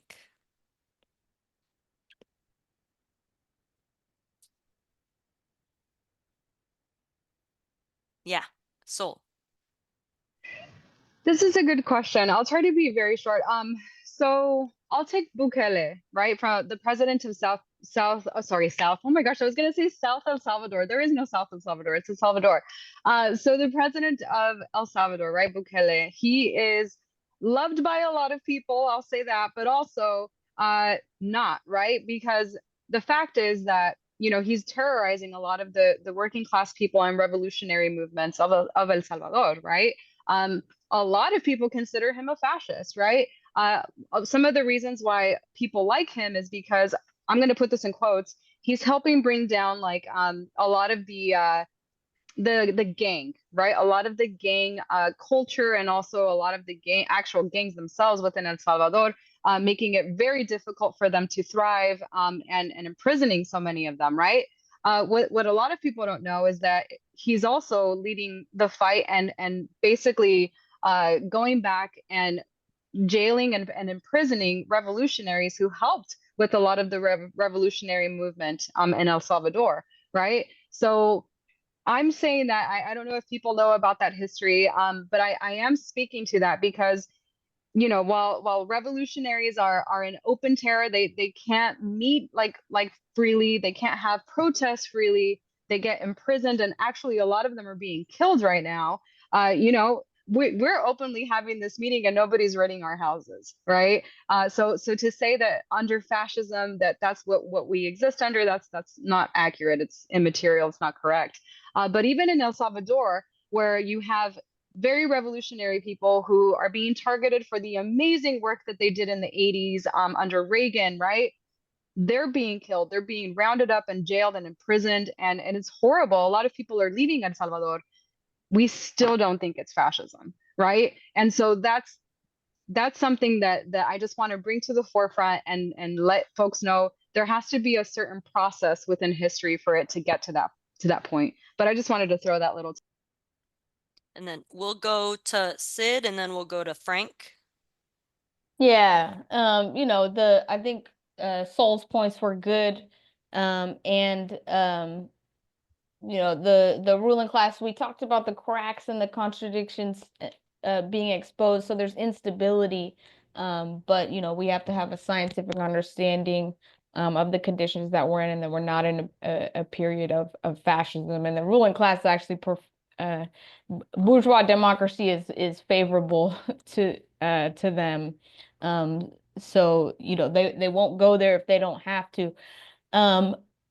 Also, though, one of the reasons to warn against calling things fascism when they're not is because that would mean we're in a period where we need to retreat and go underground. And actually, the time right now is to advance, to be loud and proud, and to build our movement stronger. And so we don't want to play into the fear that makes some people think that it's time to hide, because it's not. Awesome. Thank you, Sid. And then Frank. Yeah, I think understandable in a lot of situations. Because someone espouses fascist ideas, uh, talk fascist talk, that doesn't mean we have fascism. Communists have a very specific concept of what fascism is, and we developed that in the dirt and blood of battle during World War II. Fascism, I like Dimitrov's definition: the open terroristic dictatorship of the most reactionary section of the bourgeoisie. The open terroristic dictatorship of the most reactionary section of the bourgeoisie. That's not what we have in the United States at this moment, and we're fighting not to get it. you know, because like others have said, if that's what we had, if we were at that stage at this moment, then we wouldn't be on here talking about it. We'd be in some safe houses somewhere talking about it. We'd be underground uh, you under fascism, communists have no legal forum for struggle under fascism. You know, we're outlawed, we're in prison, we're shot, we're killed.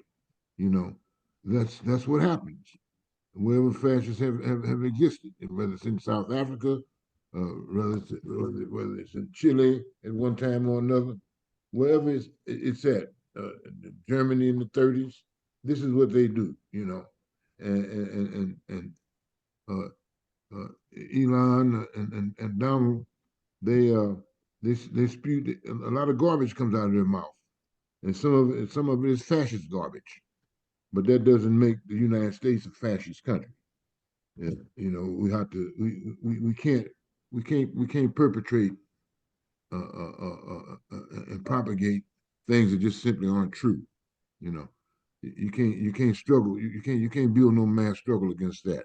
You know, so it's very dangerous, by the way, to also push those ideas uh, that fascism is already here. Uh, it's not.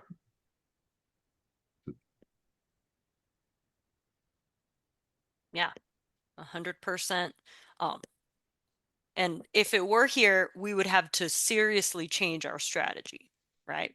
And that's what the speakers are all saying. If we're a serious group and we have that serious of an analysis and we don't think Trump will let himself get elected out or whatever, which he did the first time, then we would need to have a serious strategy change, right?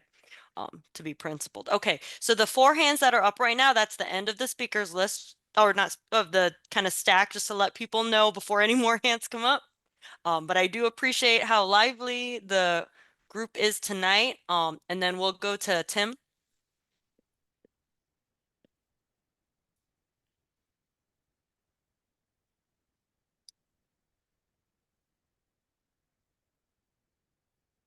Oh, Tim, if you want to ask your question. We're sending you a request to unmute. Maybe you're not there anymore.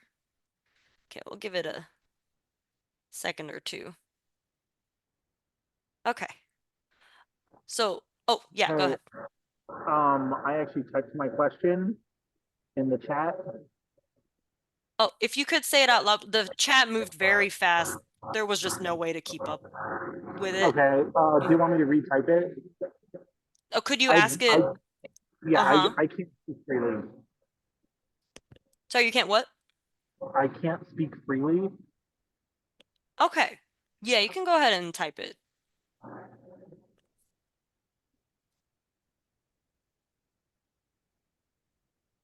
Okay. Maybe while you're typing it, let's go to, okay. Oh, so where is the line between fanning the flames and accelerationism? So if one of our speakers wants to speak to that. Fanning the flames versus accelerationism.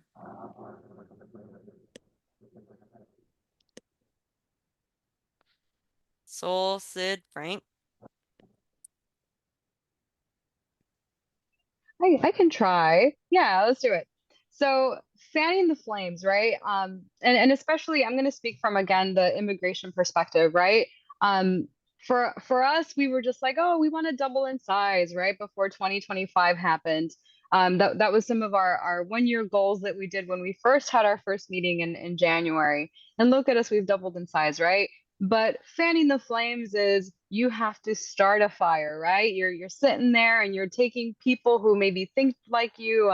You're having an organization who's just like trying to make things happen. You're fanning the flames, right? And then there are moments like this that Lennon talked about, right? Where suddenly, decades are happening within weeks, and you should be there. You should. We've been repeating it a few times, but we don't want to let the opportunity just pass us by and wave at us as it goes by, right? Like we take the two essentially and join them together and do everything that we can with both of them. What we're saying about fanning the flames is that we don't just hop from one like really big struggle to the next one, right? We're not like sitting here and saying, oh, we were doing George Floyd uprisings back in, like, we were just doing them, right? And then suddenly something else became popular, maybe Palestine, right? We just jumped ship and communities, and now we're over here. And now it's immigration, and here we go, right? No, we have to have a protracted struggle. It has to be methodical. And we can't just jump ship and go and do something that's catchy or popular, right? We can unite with these struggles in different facets, right? If there's a protest that's being called, we'll go and unite and we'll go speak, right? If they want us to, if they would really like to hear about the struggle that we're involved in. But we definitely don't want to just leave it up to chance and not have a campaign, right? We want to have a campaign. The campaign is the vessel that allows for people to see what a failure the system is, right? Or success, in other words, too. But we want to raise their levels of consciousness, right? We want to meet people where they're at, and we want to make sure that they can get down eventually with a revolution too, and building a party. And so, we're not going to do that if we only stick to fanning the flames and never participate in like a tremendous struggle suddenly, or if we just stick to a struggle that is suddenly popular, right? So we're going to have to figure out how to balance the two and join them together. Thank you, Sol. And then we'll go to Sid. Yeah, I think that's a good answer. And when we're talking about fanning the flames, things are coming apart and we're just not interested in gluing them back together. We're saying everybody that is pushed into the struggles to change things, let's raise those struggles to a higher level. Let's fight for something better. Join us. You know, in terms of accelerationism, or the idea that by intensifying the contradictions of capitalism we'll get to revolution. The contradictions are intensifying all on their own, and we're there, ready to fight. And what Sol said is completely true too. We don't believe that just by that intensification we'll get to revolution. We know that there has to be a conscious and organized party that's the advanced detachment of the working class to get us there. So that's what we work on building. Yeah. Awesome. Great answers, you two. Thank you so much, Sid. We're not interested in putting it back together. 100%. All right, let's go next to Lorelei. Hi, thank you very much. I come from right now I live in Minneapolis, but I used to live in Texas. And a lot of my struggle was around trans rights for the last couple of years. So for people who were freaking out after the election, we've been, fighting the hard fight for a couple of years with like the legislative onslaught. And then even before that, so a lot of us were radicalized in just the abundance of things that we had to deal with. People learned to go testify for the first time, and then they started realizing that for some reason, it doesn't matter how many people show up. The law gets passed anyways. And I think for us, it was a little like we were already dealing with the hard stuff before the election, and after the election, I kind of noticed that we had a lot of people who were suddenly all going through a lot of the things that I had gone through before. We also had a lot of connections with communities that don't usually have to have panic attacks, because any family can have a trans family member in it. And so a lot of families that are not don't have long histories in their families of doing long struggles were getting introduced. And I decided to form a United Front group on Meetup, and I started having like 72 members right afterwards. But I didn't know where the events were. I didn't know where all the news was going to come from, what things to share, because it looked like there were 1,000 different groups, but it was so hard to find what was being posted because everything on Google's getting suppressed, and a lot of people were confused and scared. And so I kind of hit the iron while it was hot. but now I kind of am stuck in a situation where I have a bunch of people who don't have a lot of experience organizing, or organized when they were young and now they're like in their 60s, and don't know where the events are happening now. And I was wondering what your suggestions are for cross-posting and finding events in my area easily, because that's the thing that I've been struggling a lot with. And I actually cross-posted this event and brought like 3 people.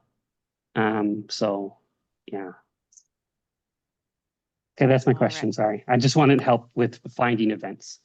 Yeah, and activities. thank you. Absolutely. Thank you, Lorelai. Yes, Sid. Yeah. I think that's awesome what you talked about. That not only you went through that process of going to the root and learning through the struggle to change things, and then seeing other people get, like we talked about, getting pushed off the fence and into the struggle. So that's awesome, that you're connecting that too. So and by the way, I also live in Minneapolis and I'm from Texas. So, hey.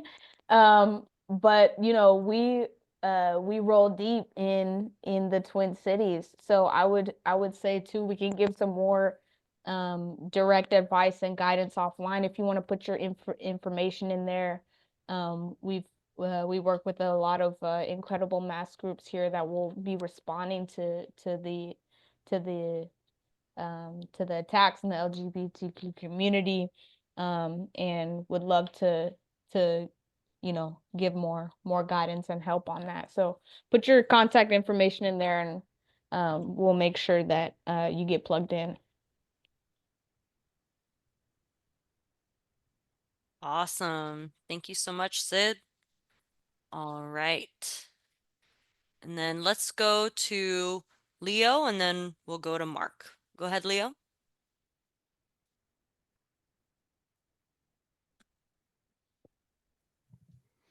All right, I just want to say thank you for your time, first of all, and that I'm with 2 other comrades here from Indiana. What I wanted to say, I'm involved in advising local policy in my city in an official capacity, but I've struggled lately with synthesizing Marxist ideals, with having to work with multinational corporations or different police forces locally. I don't know how, is it worth sticking with something like that when I sometimes have to go against my ideals? All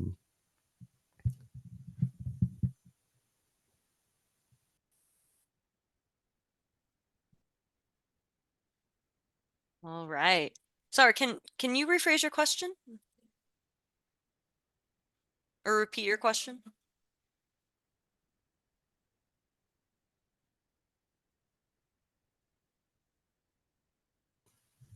All right, yeah. Is there a value in sticking with official, this is just on a municipal level, but official work like that, as a Marxist, when sometimes you're kind of involved with perpetuating certain systems, like, as I said, working with the police, sometimes, like, I kind of bite my tongue when we're thinking, like, of changing policy around policing or something. I just don't know how to deal with that, since we've done some great things as well, at the same time. But I can't be open about Marxist views, since this is like official city stuff, and it's a democratic city, like, so it wouldn't be taken well. Got you. And sorry, just one more clarifying question. Can you clarify what you mean by working with police? Yes, so this is mostly about urban development policy, and but there's policing involved with that. Like, how do we change policing structures for different road users and for changing structures in neighborhoods? And the suggestions that have been brought up, I'm just generally not okay with, since it's working with our police in general, which have been becoming more militarized in the past decade. So it's just given lot of internal conflict on how to deal with that, but also like Got you. not Okay. burn bridges. Got you. Thank you for clarifying, Leo. So people in our organization actually advocate as a demand, along with like firing killer cops, is kind of a little bit beyond that, is community control of the police. So that, the Black people in being, policed in Southside Chicago, for instance, have a say in, you know, getting the cops actually investigated and prosecuted, and the fact that they, like full control over their contract, and actual penalties for complaints, things that do not happen on their own under capitalism, right? So that's a pretty, we think that's a pretty great demand. I don't know if our speakers want to talk about what's our solution to police crimes. Yeah, Frank. Yeah, we have a simple formulation on that. As an oppressed people and as an oppressed nation who have had a great influence on policing in this country, because policing basically uh, came about in the United States with slave catchers and the marshals and all of that working to keep black folks in bondage. The whole entire legal system uh, with regard to policing has a very definite relationship to the oppression of black people and also brown people, also Chicanos and indigenous people. So the way we sloganize one of our demands is we say that we have an unalienable democratic right to say who polices our communities and how our communities are policed. And that cannot be executed in the absence of power. So it's a political struggle with us. You know, we're fighting for the political power to do exactly that, to have the decisive voice in saying who polices our community, which means no racist cops policing in our communities, and how our communities are policed. You know, people getting real protection. They're not getting that now. Serving and protect, that's a joke, you know. And so that's a legitimate demand for justice, for democratic justice in the black community, and it has existed throughout our history, going all the way back to the Civil War and Reconstruction, going all the way back to slavery, you know. So so that's how I would approach that. Awesome. Thank you, Frank. Mhm. Community control of the police. That's the solution. All right. And then now let's go to Mark.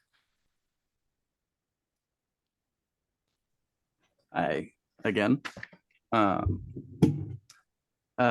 What I forgot I was up next.